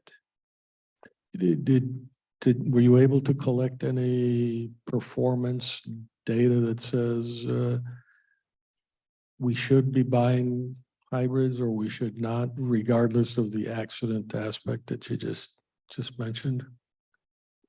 I don't have those numbers with me today. I believe that the cost difference that we saved on fuel was highly outweighed by the amount it cost to repair and maintain the vehicle. Okay, and we've talked before about the metrics we could use to figure out the longevity of the vehicles. And have you thought, are there policies that you could submit to the sheriff and say, if you did this, things would be better or cheaper or something like that? So we do make suggestions to the sheriff's office when we're looking at a vehicle or repairing or upfitting one. But I believe that I don't want to speak for the sheriff's office here, but I believe that their main priority is keeping their employees safe and on the job. Yeah, I'm thinking normally they leave the engine on regardless, so it's got a lot of idle hours on it, and that's really hard on an engine. And so I've always been kind of bit puzzled over that because back in the older days, my car, I always parked on a slope because I knew I could pop the clutch and I'd start the car. But the new cars are so reliable on the starting that I don't know what advantage there is to leave the engine on. And maybe that's a way we could save 5% or something like that. Thing I like about that too, it's while I'm not, I just don't like to burn stuff if you don't have to. I mean, you've got to have a reason to expend that fuel. So thinking that should lend itself to an analysis and a proposal back to the sheriff.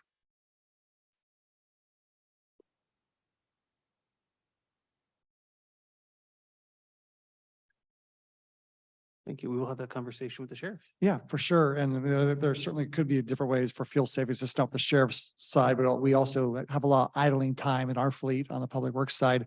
I had the luxury of working in ER&R for a few months. And I know the concerns of the interceptors. There was a lot of issues with these Fords. It doesn't shock me that the next order of cars went to Chevrolet Tahoes compared to the Fords. They were in the shop, seems like a lot, and the sheriff deputies here could probably say more about that, but it was challenging to keep them on the roads. Plus, as Sean mentioned about these unibodies, you really didn't know how much damage was done till you actually start tearing into it. So you might have a quote for $15,000 after the accident. The next thing you know, it was a $30,000 repair job because they're already 15 into it and found out more and more things rather than just looking at seeing what was wrecked in a Tahoe. Or it might have got to the point where we stuck so much money into it, we should have just totaled that car to start with, not even put $1 into it. So the unibody interceptors are challenging vehicles. So what I think you're asking, and you can clarify it for me, are what we've been setting aside in reserve was based on an $85,000. So we're going to replace these and our reserve is a little short. That's correct. So then we need to adjust the reserve for these new vehicles going off. So you're asking, we need to make up a shortfall of 20,000, So, something like that? yeah, we'd make up that shortfall over the life of the new vehicles coming in. Really what we're asking for today is the authority to spend the $95,000 on these new vehicles, as we only have the authority to spend 85 currently. Oh, so you have the money in the reserve and you'll adjust the reserve. You're just asking for a change in purchase price. Yes. Correct. Yeah. Gotcha.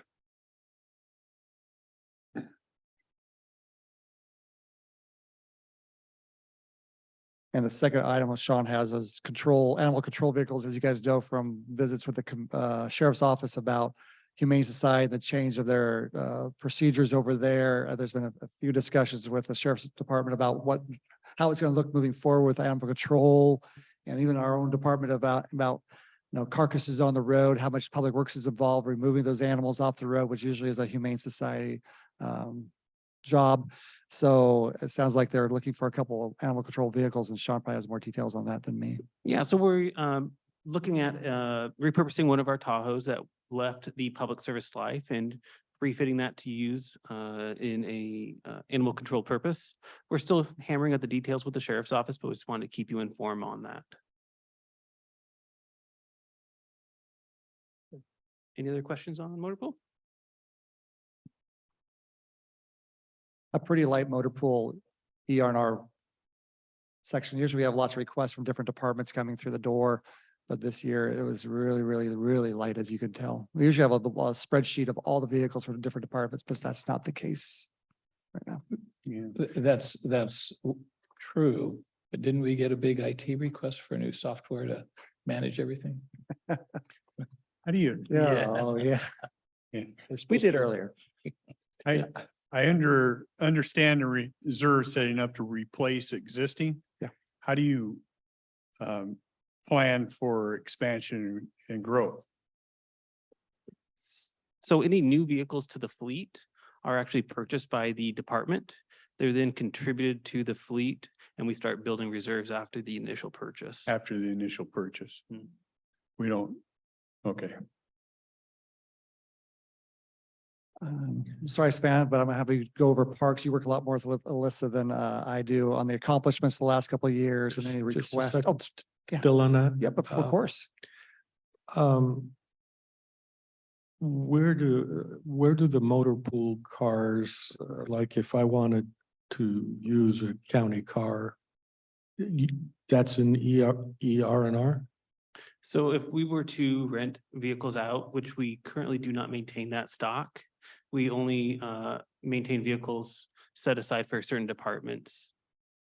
But Okay. if we did, that would be the way we'd do. We'd rent it through a checkout system. I Yeah, it think- used to be through, when I first started through a OFM, I believe they had the keys in their office and a checkout, and you planned ahead in the calendar and wrote out the car that you're going to take to a Yeah. conference. But right now, it's pretty much just each of the building planning, public works, Mhm. not public works, but EHU, health department, they all have their own vehicles. They take places. I don't know if there's a fleet here for rental from, say you want to go somewhere and you need a car. Usually it makes more sense to actually rent a car from Enterprise for the short term. I'm not trusting you guys. I know it'll be a clown car. I think that's maybe when we went to Enterprise a few years back, a lot of our own vehicles in the fleet were Enterprise. I think that's the reason when we got rid of using stuff in-house and went to Enterprise for your car. And we'll get you a little small car. Yeah. That's why. Yeah, that was going to be the essence of my question. I remember there was a discussion, and I think Sean did a nice analysis and said there were savings on the table. Did it play out like that? I think, yes, it's still saving the county overall. With the Sounds a re- little tentative, but go ahead. With the rising prices of new vehicles, that's my only reservation on it. You'd get hit anyhow, right, through the rental Mhm. or the lease affair. Yes. So And the rental, I remember right, the last time I saw the price rates were really, they were reasonable for government. For a 1 or 2 day rental, yes. Yes, really cheap. Yeah. and for the board, do we have a guideline on how many vehicles are reasonable to have? This is kind of, if I think you understand my question, right? Should every department have 5 cars or something like that? I Don't know think that our answer. practice Yeah. has just been to respond to the individual department requests. If, building and planning has to do outside inspections all the time, so it makes sense to have a car rental on that. But when commissioners go to a conference that's within driving distance, we don't need to have one hanging around in a parking lot for the 2 or 3 days Right. that we need Right. to rent, so. I'm always trying to figure out if we can get by with fewer vehicles, if we share, if there's proper sharing, but that's complicated too. Enough said. I'm good.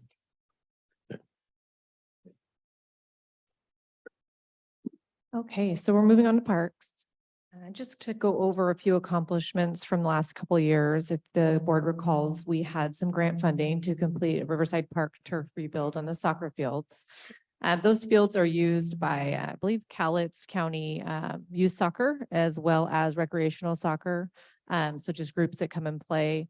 And that process took about a year, along with the fence install around the perimeter of that soccer field. And that was just to try to limit people driving on the fields once we had our new turf installed. And then also it looks really nice too. And it keeps balls inside and it also keeps kids inside. So that was a really nice, fun project to see get completed. Additionally, we started working on a disc golf program up at Riverside.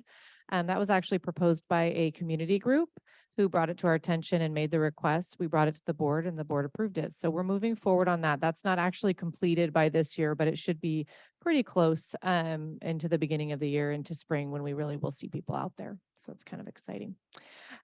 This picture right here on the right-hand side is actually one of the new playground equipment installs that we've had out at Riverside. So just moving forward, some of our projects that we have upcoming is the Cowieman restrooms, and we have that slated for next year. Pretty excited about that. Castle Rock actually just had a delivery of a very similar bathroom unit. It's really nice. They're able to install it fairly quickly. Did not require a lot of infrastructure, which is good for us. Reduced Is costs. that the one down by one end of the trail, the north end of the trail? Is it on the north side? It's brand new. They Yeah, I just, saw they 'em just putting it dropped up, it so with the that's what crane. we're looking Yeah. at. Yeah. Yes. Yep. So we are getting something very similar to that, and actually at the gun range as well. So those are which we'll get to. I also had mentioned to the board previously that Alyssa and the Parks Board are working on their comprehensive plan updates. So last I heard, they were going to the cities for comments. I'll probably have another update in the next couple weeks at our Monday meetings on that. And then just a refresher, Alyssa also has been applying for grants. One of her most recent ones was a no match maintenance grant application. We still have not heard on that, but I think we'll be coming back to the board with some other projects that hopefully relate to that grant if we are approved.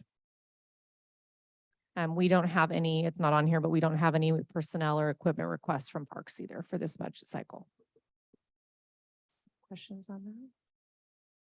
So Savannah, I think you mentioned that there were some ARPA projects that might get refunded because of congressional actions. Yes. And I know that when ARPA first came out, we had Parks Board had weighed in on a list of park improvements. What I'm worried about is all of a sudden we get that money back and we can't spend it. We don't have a project to spend it on. And I think we should, just in case we get some of that money, we authorize that it's spent on the outdoor recreation aspect of that program, just so we don't lose the money. Because Yeah. it has to be designated. And if it gets deobligated because we get money from another source, we need to have a plan in place to use it, I would think. Yeah, so we do, working with Alyssa and the Parks Board, we do have, I wouldn't say it's a plan to bring to the board today, but there are several projects on the list. So that's something that we can get together and get more formal so that we have that prepared for if we get some deobligated funds. We also have some facilities ideas too, but we'll get to that later for any ARPA funding that might come available. And I understand that we've been applying for some I hate to say it, no strings attached maintenance grants from the state, RCO Yes, yeah. grants. Mhm. Just We- call it, what? I know. No We haven't strings heard back attached? on that one. but Not we're- even a match, right? No match. So, yeah, I mean, that's so. Every city in the county, by the way. Yes, they have. And probably every county in the state and Yeah, every, yeah, Probably. yeah. So I mean, just saying that if we don't get that approved, we might come back as a list item for ARPA funding for those things. So. Please. And the last slide we have, or page we have, is parks, the shooting range, slide 22. Just recently, we started the trap house expansion it was awarded last year in 22, just completed last week. We still have the punch list of items for the contractor, but if I would say 99% of the way there, which is great news for us. I know they have a lot of high schools that like to shoot at the trap houses with school in session now. They can start utilizing that. The clubhouse, the main building, when you drive up to the gun range, was painted by Summer Help this past summer.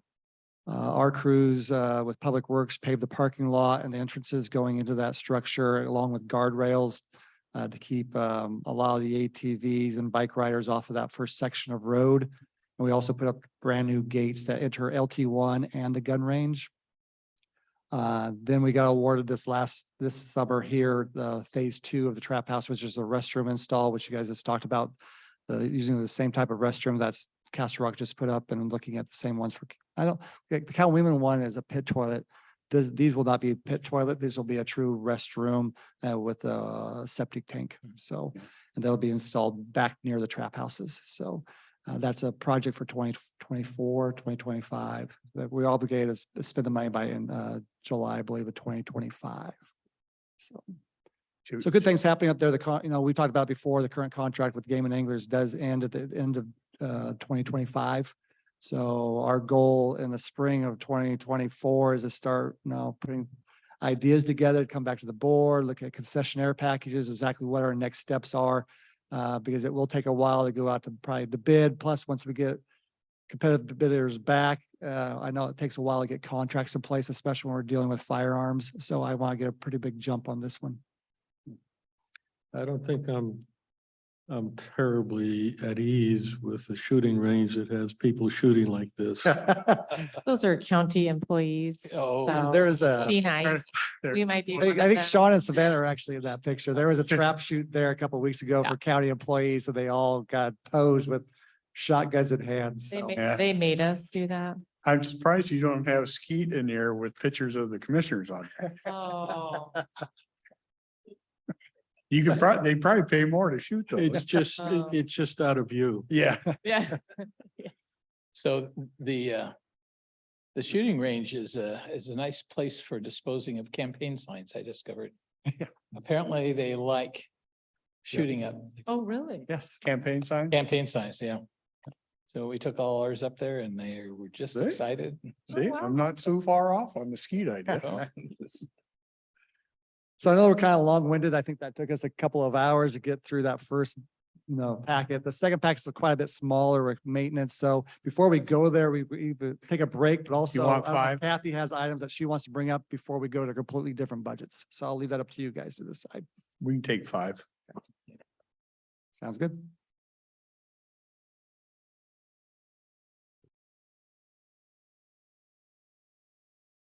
Okay, thank you. We're back. Continue on. All right. Thank you, commissioners. We're moving on to facilities and maintenance. So there's a smaller packet that hopefully everybody's got there. There's copies on the table here. There's also Plan A, B, and C, which we're going to go over last today.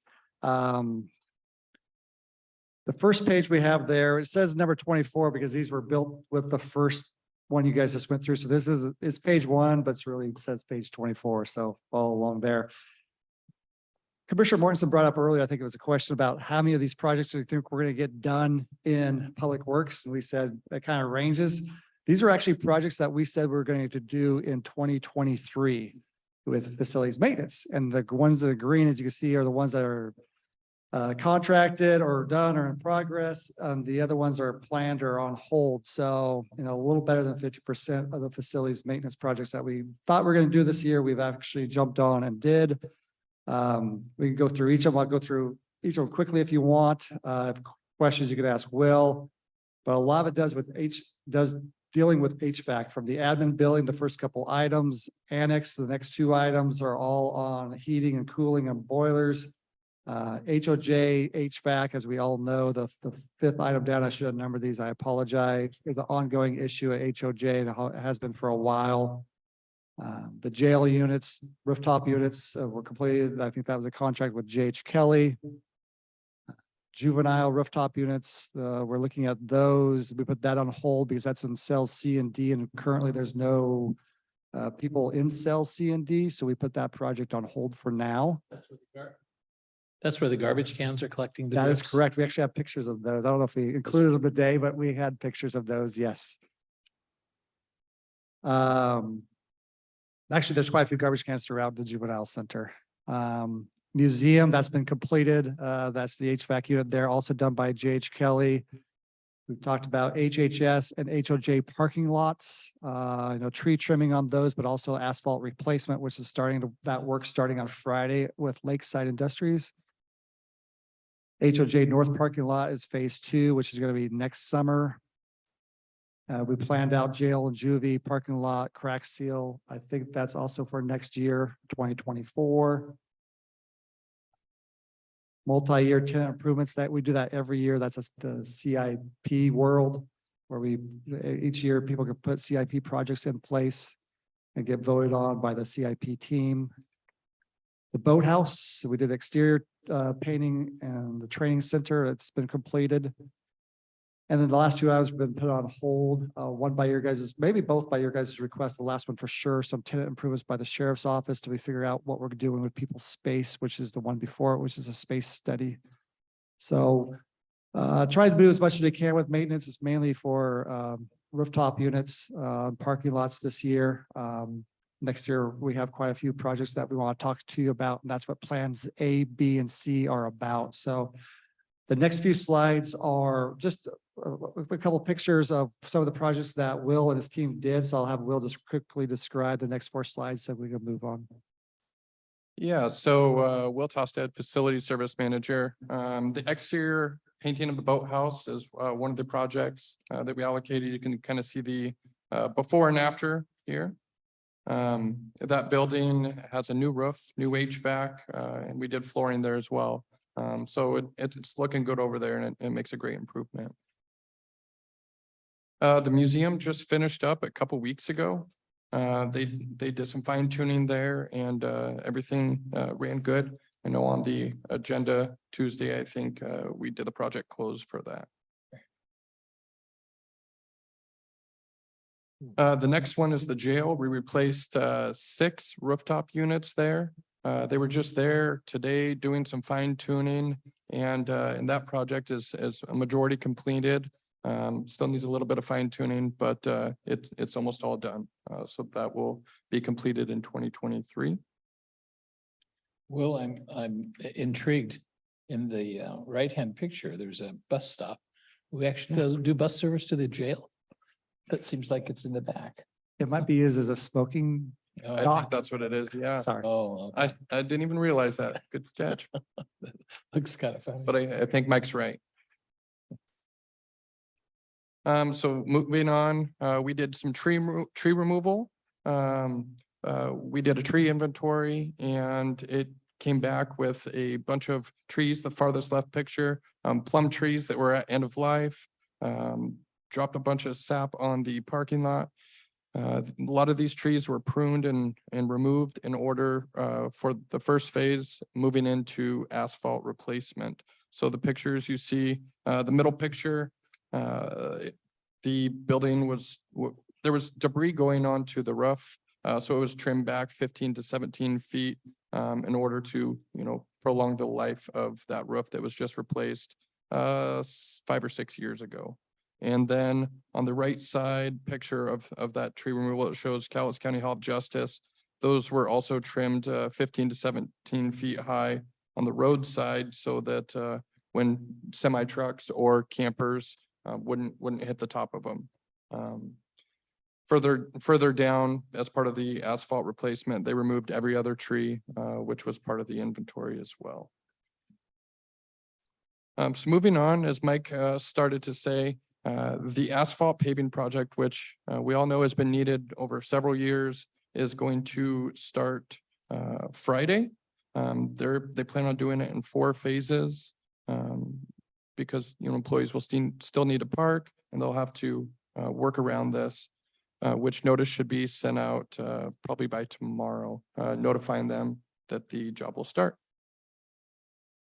The first phase is the south parking lot.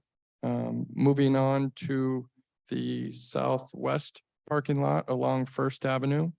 And then the third phase at the Hall of Justice is that south entrance closest to the building, moving to the east lot along the river. With the fourth phase of that project moving on to the next slide, front and back at the Health Department, Health and Human Services. And we went ahead as Public Works, we have the vac truck, of course. We went and vacked a lot of these storm drains, I believe 2 weeks ago during some of our heavy rains. And you know, we did have some backup, but it actually helped us flush some of those lines out. So we're hoping with the regrading and with the flushed lines, we hopefully will have no ponds in the south parking lot this time. That's the goal. So moving on to the next slide. I think Savannah's going to take over there. Thank you. Do you guys have questions on any of the Yeah, any projects from this last year? questions? Just also to clarify, that list on that first page that Mike went over came from the previous plan that was presented to the board probably last year, the year before that. So we're going to get into that here moving forward. Just to, you know, we took over as far as Public Works goes, facilities in June of last year. So we were still working off of the old list for this year's projects. As we've talked to the board over the last few months, we've been doing a lot of tours in county facilities, Hall of Justice, juvenile, help me out here, annex, admin. We've been in the jails, jail and juvenile. So we wanted to see, you know, kind of what we've been hearing are some of the problems throughout the county at our facilities. We know that there's been a lot of deferred maintenance. I think the board knows there's been a lot of deferred maintenance. Some of the large issues, not just in scale, but in price, we've identified as, of course, HVAC, roof systems, electric panels, landscape, hardscape, parking lots. So those are some of the larger dollar items that we'll likely be presenting here in a few minutes. Also, I'd like to add, as kind of a segue, the board had also asked our group to try to figure out what our needs are for facility space. Specifically, Hall of Justice, we've mentioned the Three Rivers Mall at public meetings as potential locations. And we got together this steering committee of volunteers with any and all departments within the county to provide their feedback. So we've been meeting. I believe that this group will eventually come to the board with a recommendation. So I don't want to get too far in the weeds today without their feedback here, but it does tie into our proposed plans. So the biggest need we've identified is the Hall of Justice. So a lot of our money is tied into the hall. However, we also know that the board, you know, is steering those decisions as far as if we stay at that building or if we do something different and whatever that might look like. So I think I tried to cover most of it.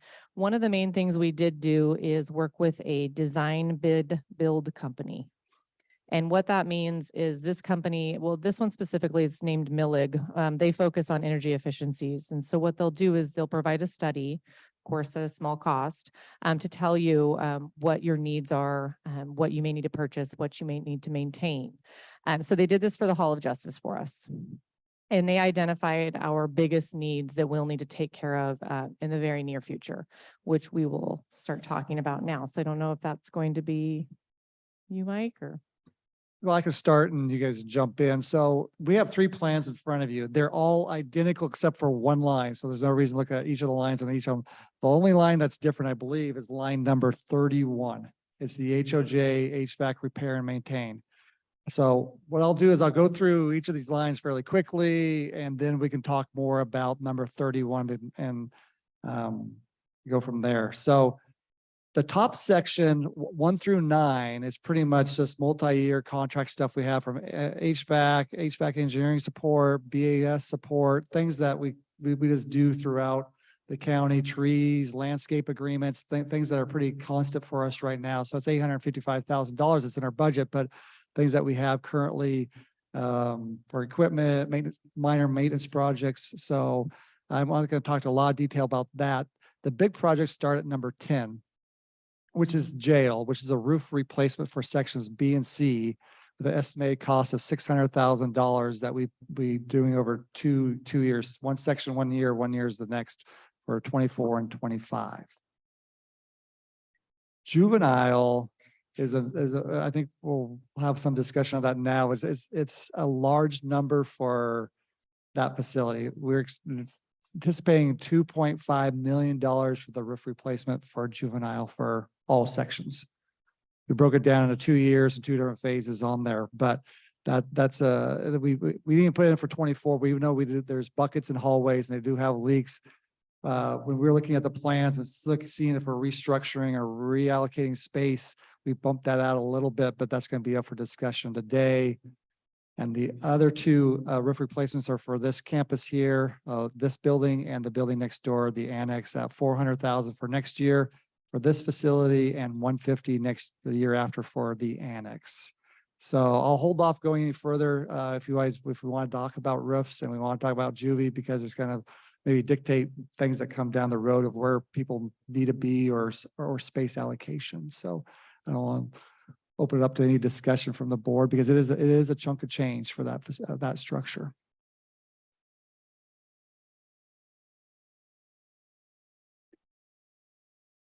Well, my first sense is we ought to take the $2.5 million repair for the juvie and tell the state of Washington they need to give us that money because we have to have that huge building because of their law.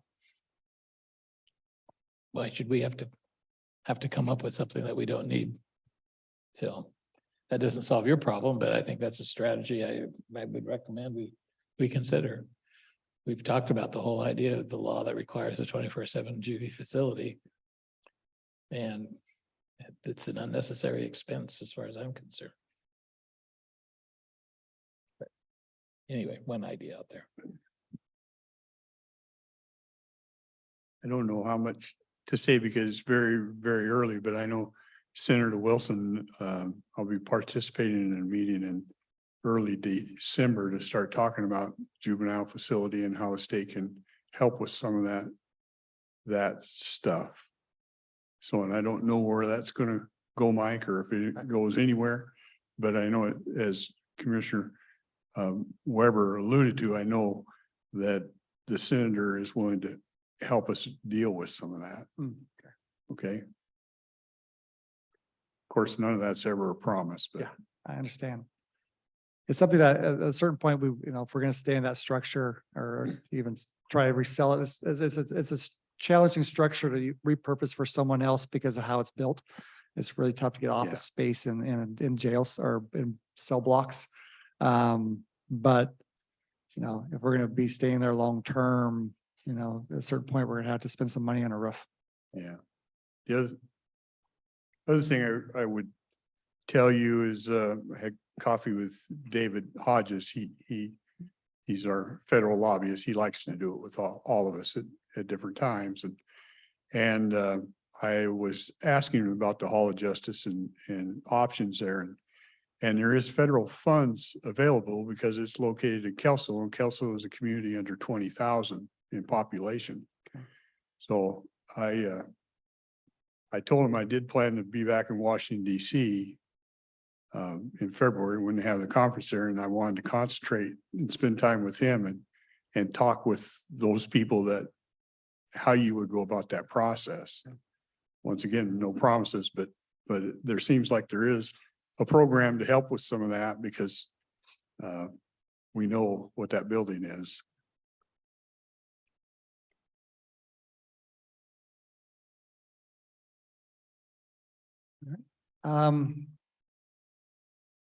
Numbers 14 through 21 is asphalt replacement, working in the courtyard, parking lots. 20 and 21 are ivy removal. We did get a bid for $8,300, remove the ivy around this structure here. We put 25 for HOJ. We think that might be kind of low, but if we use county forces, that might actually work. So we'll see where we're at, but we're going to give the go ahead at least for this facility here out of the budget. It actually might be a 2023 line item. We'll see what time when they can get started, but it might end up being 2024 to get the IV out of this, mainly the south and the west side of this structure. So as you see, north parking lot, we talked about that on line number 16. That's estimated at $130,000 for HOJ north parking lot, which is phase 2. And we know this facility here and the museum parking lots will need some replacement down the road. And we have that replaced for 2026 and 2027. We know the street between us and the church over here on our west side is pretty bad, but that's actually not us. That's the city of Kelso. But and maybe during this, if they're going to hold off doing anything on that road till that time frame, maybe we can do something together so we can get everything repaired at the same time. Because it's got a lot of potholes, as you know. I think Commissioner Mortensen asked one time if we could just do that and Yeah. they could reimburse us, but I don't think we're allowed to do that. We're not, yeah. Yeah. Line number 22 is what the CIP committee gets to dole out each year from when the projects come in and people talk about renew carpet or different cubicles or whatever they have a chance. I believe they're due in February each year. Is that correct, staff? Mhm. And so we get different projects turned in and then the CIP team will score them and then put them in the spreadsheet and start working on some of those projects. So we have $250,000 each year put for CIP. The tenant improvements is the second floor lobby at HOJ, line number 23. I think that's for the jurors space. We're looking at redoing the jurors location. There's this hard benches, pretty much what people are sitting on today. We're looking at upgrading the benches, getting some taller walls put in place to get the noise away from the courts. And also when new seating, which has chargers in there, so we can plug it there, sitting there for hours, charge up their phones or whatever they may have. And then install a couple TVs on the wall. So maybe there's some entertainment with just, some HGTV or some like non-controversial show. No Judge Judy. No. No Judge Judy. And then number 24 is door lock upgrades. That's an ongoing project. Right now, if someone new comes to the county or someone leaves the county, we actually manually have to go to each of the door locks and it takes a long time, especially if there's someone like maybe an IT, which they need access to all the buildings. It will take maintenance person one full day to go each of those places and do it manually. Luckily for us at Public Works, we switched over this last year to wireless door locks, which means they have a computer system very similar to the ones in the morgue where they can enter lock codes and delete codes instantly. Our goal is to do that throughout the county. And what we're going to do is maybe do it a building at a time or whatever till we're done with that project. So, and also do it so maybe key fobs, you can walk up to a door with a key fob and get in. A lot of our facilities don't have that right now. So that's the door lock upgrades. Seismic upgrade design, we left money in there, but of course that's down the road. That's money for this building and the annex that can always be moved up if the commissioners want to. And then the last few items on there, number 27, HVAC control systems, electrical panels, basement HVAC are items we all have penciled for 2024. And I'll have Savannah or Will go into more detail on those. So I mentioned earlier that study that we had done for the Hall of Justice. That study came back and gave us several options for our heating, cooling solutions. So these options are illustrated on these drafts. So plan A would just be to keep status quo at HOJ, continue to repair and maintain the current system. So just pretty much continue what we've been doing until it ultimately fails. So we have penciled in that amount there. These numbers were put together by Millig. They looked at all of our systems, did several tours and worked with staff on what all of our updates have been, when the systems were put in place, et cetera. Some of the things they found, of course, was high annual operating costs of over $200,000 in per year in utilities. and fees, of course, excessive annual maintenance, so all of the on-call fixes that we have to do. The obvious is the comfort, right, and compliance with different divisions there. And I can also give this to the board. This is the study that was presented. Commissioner Dahl's seen it because he's on the committee, so I can hand that out. Some of the things that they found are things this board already knows, as well as anybody working at the hall. The boiler is 50 years old. Our ground source system, is not currently operational, although many people in the facilities manager position have tried. Our control system's 50 years old as well. It's the original pneumatics. We have many system failures there, which is why we can't regulate temperature. It's also temperature controlled by, 3 different systems on 3 different zones and floors. So, and they don't talk to each other. You guys are more than welcome to jump in if I'm going too deep. So going back to, the obvious problems is the HVAC is what we're going to focus on, but I wanted to talk, here we go. Talk about the solution. So if we repair and maintain, that's draft A. If you go to plan B, again, same line item, 31, Hall of Justice. Sean, is this the one for? Oh, well, do you want to talk about that? So Plan B on line 31 is if we do decide to move forward with a new system at the Hall of Justice for HVAC controls, and we go down the route of finding a local lease option or bond option that allows us to spread the payments out over a certain lifetime of the system. And we estimate that that'll probably be about a 10-year turnaround for that equipment. And what's the price tag on that equipment? Upwards of $8.8 million. Depending on the year we decide to install it and what we do to do that, it could depend. It was 8. 8.8. And that's with temperature control, pretty much from each office, not a zone, but each office would have its own, almost like a mini split. If you have mini splits in your house, or you could control that room. And that's pretty much what, it's not a mini split, but that you have individual room controls throughout the Hall of Justice for that price tag. It's called a cassette. And then Plan C is you guys decide to pay for it right out of the pockets. That's the rip the Band-Aid off Yeah. all at once. Pretty much B and C is pull the Band-Aid off in a way. One's terms longer, one's paying for it now, and A is, pretty much just going status quo as we are, and we just keep dumping in this money into it and slowly replacing stuff, which we've have done the last couple of years. We've made it a little better. This summer was better than the last summer, but it's challenging to control in a perfect world. Would we have done this 5 years ago or 10 years ago? Yeah, we wouldn't have put so much money into some of these items this last 2 years of that facility. Well, and the bonding would have been at better rates 5 years ago. Yeah, But correct. hindsight's always Yeah. 2020, right? And that's a big discussion for us now. We know, looking at, as Savannah brought up the study or the group to kind of give you guys a recommendation of what we need to do and where we need to go.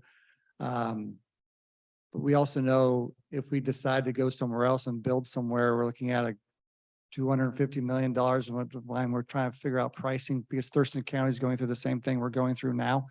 And they've been working on their plan for 7 years. And they couldn't back to the drawing board because it was so much money. They were close. They need more square feet. So they were close to $500 million.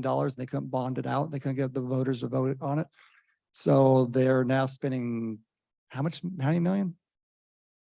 I want to say 70, but it's been a minute. It's for a Band-Aid just to get by. And so for us, knowing that even if we decide we're going to bond out, we're going to spend $200 or $250 million for a new justice center, we're still going to be in this structure for quite a few years. Do we just spend $1 million a year in Band-Aid? Do we get that? Do we move or renovate?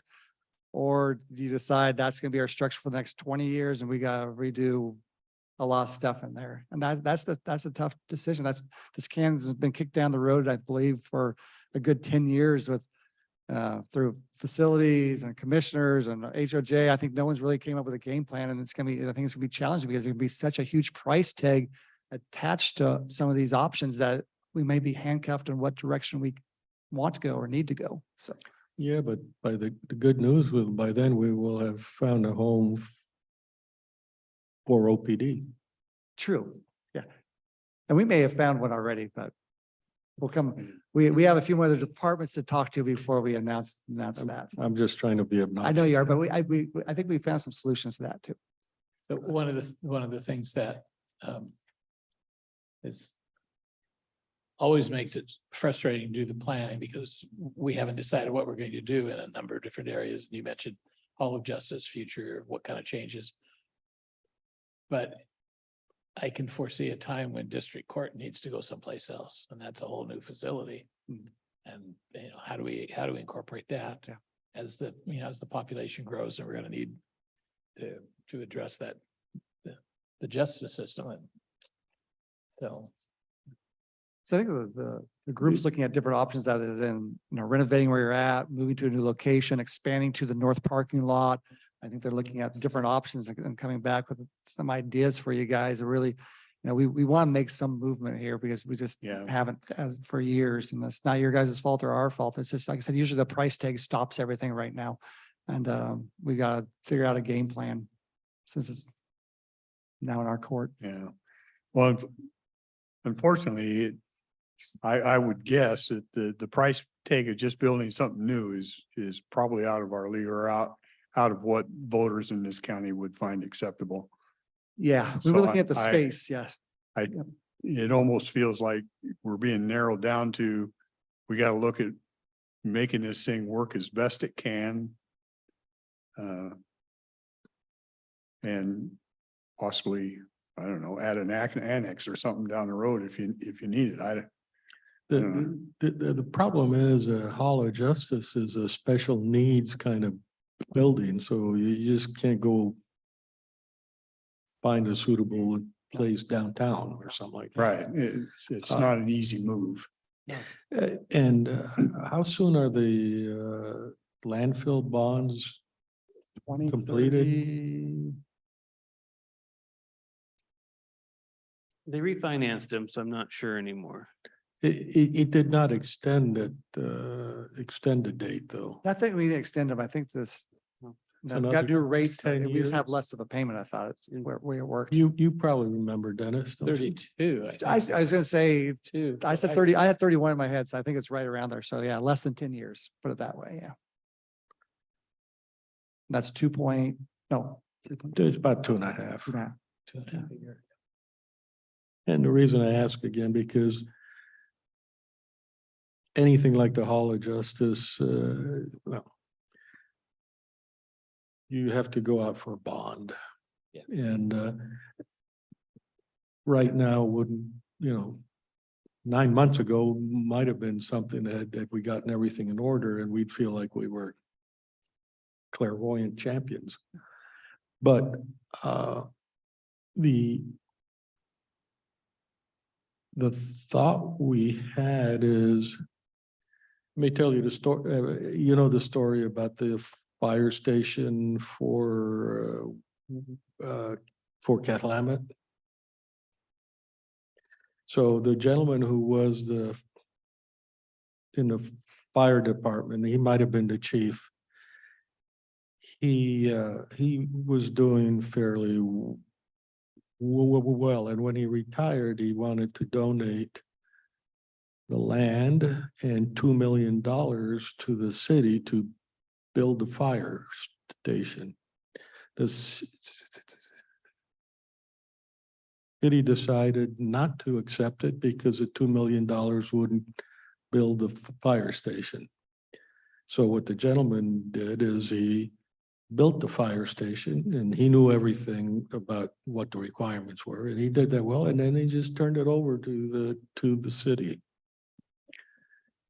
So I'm just saying there might be ways there where we can do things. Now, when we think about the Hall of Justice, we owned a building, but we could also figure out how somebody could build for us and we do a lease on it.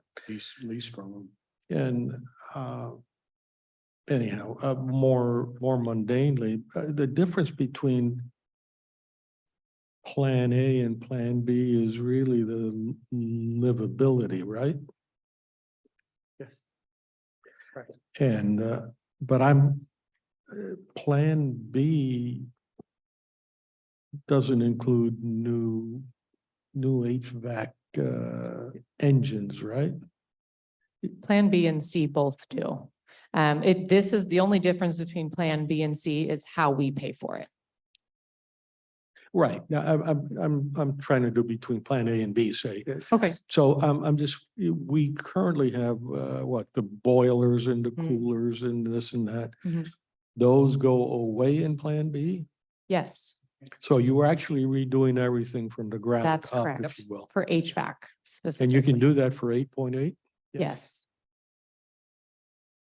So, At yesterday's prices. well, I would like to talk about that, and it's hard to kind of transition from, but you just kind of did it for me, so thank you. So this design bid build company that we went out to get this scope of work developed, identify our problems, put together the matrix, is a company out of Washington State. They are under Washington State contract. And what they can do is if we enter into a contract with them and many other, what are they called? Help me out. Energy Service companies, ESCOs. ESCOs. There's several in Washington State, but what they do is they design it, bid it out for us, and then they build it for us. So it eliminates the need to do separate bids. So it reduces the time frame it takes to get the projects completed. You're able to not always have to go to the lowest bidder, which can affect quality and then also change orders that can happen. And it eliminates change orders in general, right? So they essentially project manage it for us. So there's risks to that. A risk is the financial piece where you're spending more potentially than you would if you went lowest bid and then change orders. However, you're risking the time.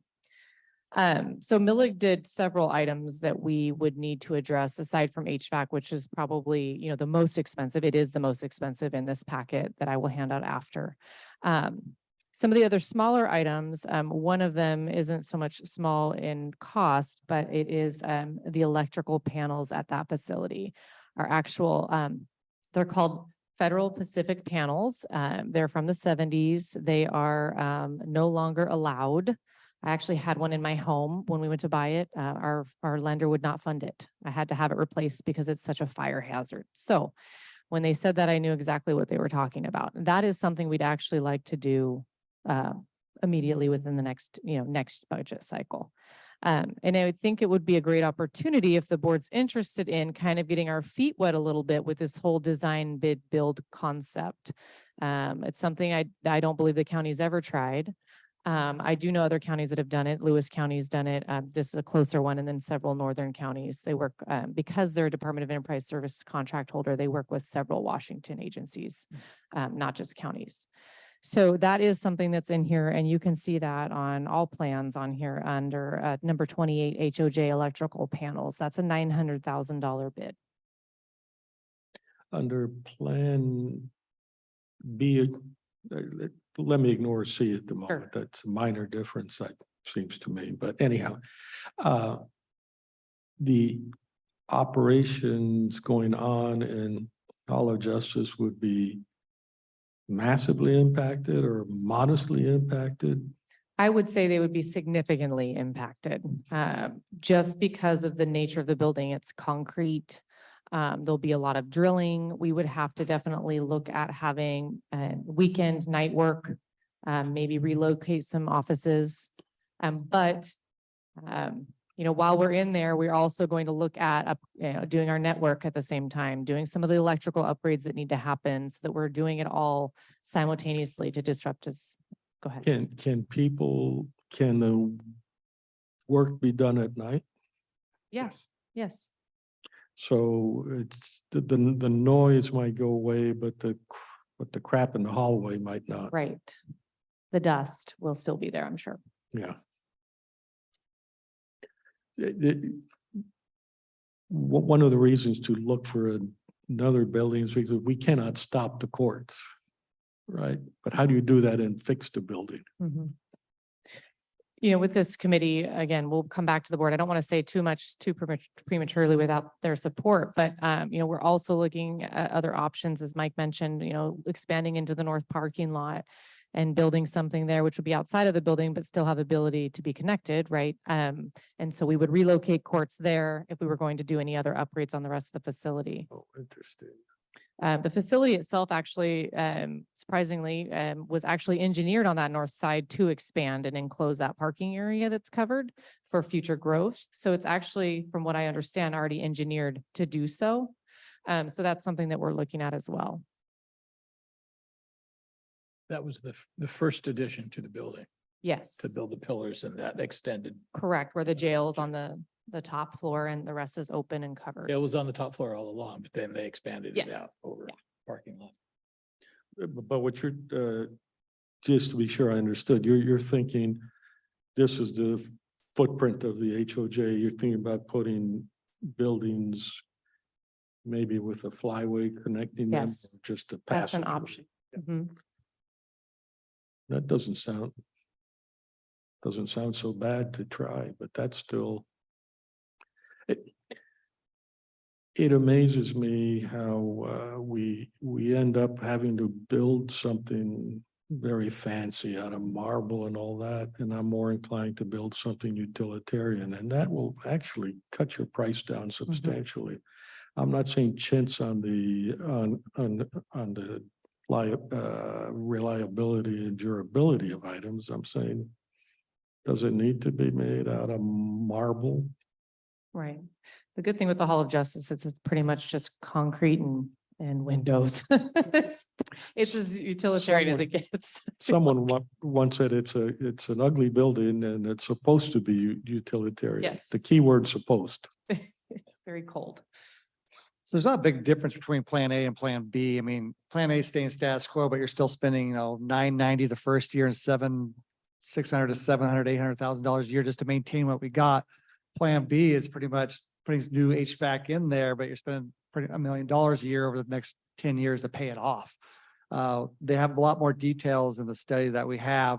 Get you copies a day, but I think the best plan maybe is maybe to have you guys a chance to read that, look at that study and workshop this in the next week or two at a Tuesday or Wednesday, 1:30. Really dive deeper and maybe in the study to see if it's something we want to move forward with. You know, spending $600,000 to $800,000 a year and having the same stuff we're doing now. Yeah. Regardless of what we decide to move or not move, we're going to be there for a little bit, no matter what. Yeah. So. I agree. This is the Right. kind of thing where you'll decide on Plan X and then tomorrow it'll be Plan Y and then. Yeah. Yeah. But I think that's a good idea, Mike. We'll do that. What I do know is we need to quit kicking it down the road. We got to Yeah, do exactly. something. We agree. So I appreciate the team's effort getting all this together. There's been a lot of work behind the scenes, especially on that study and trying to get numbers, getting these teams together, trying to round up courts and judges and getting a lot of different opinions and try to get one decision coming your way. It's been going to be challenging and has been challenging. So.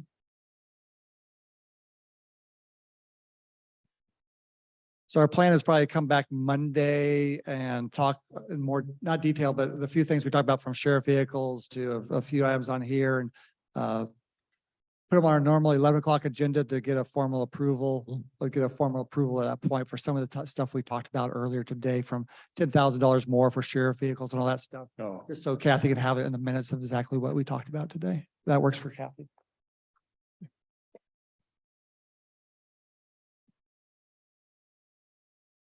Other than that, that's the end of it. I think we're 45 minutes, not bad. Sorry. any comments? Any comments from people in the audience? What they've heard today? Doesn't look like it. Yeah.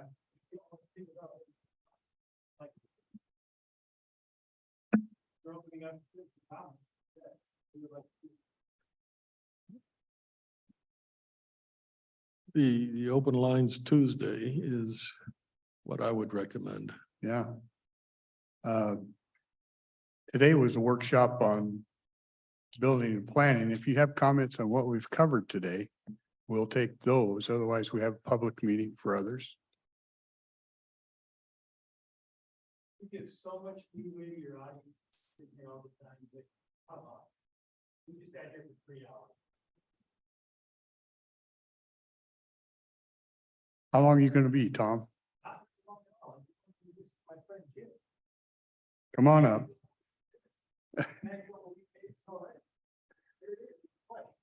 Good. Okay, now you've introduced him. We're good.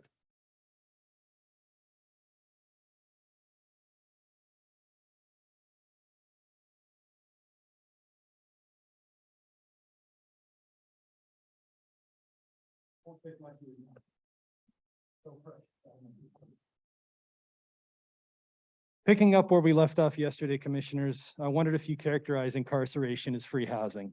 How about campus towers? You did the right thing and helped them to the tune of $93,750 per person if the 8 units are single occupancy. Why won't you do the fiscally prudent, not to mention compassionately conservative thing by supporting Hope Village? At any rate, it is my honor and privilege to introduce you to U.S. Navy veteran Jim Kamaka, who was one of the first graduates of Hope Village. Jim served on the Kitty Hawk class aircraft carrier USS America. He is soon to be 77-year-old patriot who served his country with pride. After his honorable discharge, he went on to a full career at Boeing as an electrical systems technician. Since retiring, he has suffered some personal challenges and obstacles that rendered him homeless for a time.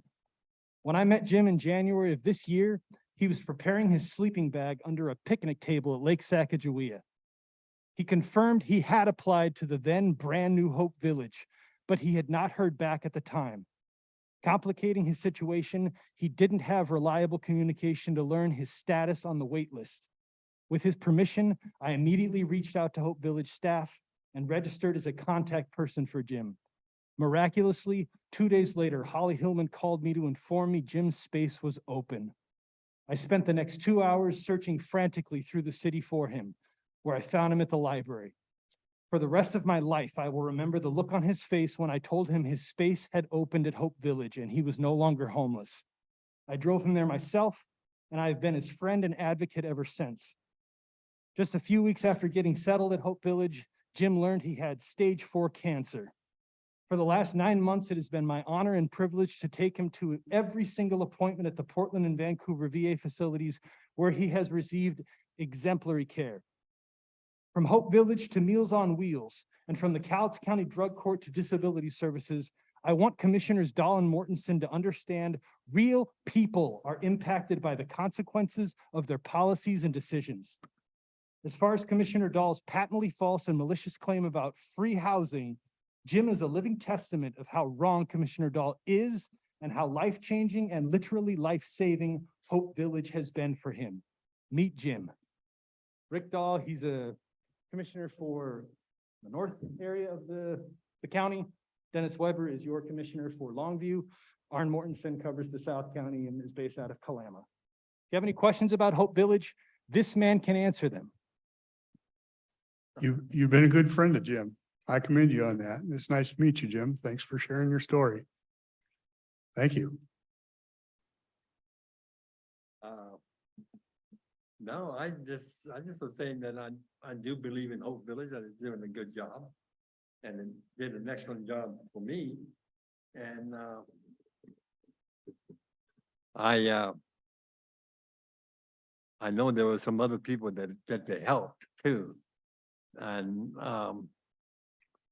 I am very fortunate because I make some money and I can pay my own rent without support from anybody else. What some of these other people do get support, I do not know anything about, but I know some of them are doing also good. And I have not seen them one until once in a while, but I once in a while when I see them, we talk, and then they seem to be doing pretty good. But Hope Village has been a good help for me, and I believe it's a good thing to support, and I think that they are helping a lot of people. So good. Thank you. Thank you for coming by. Appreciate it. Any other comments?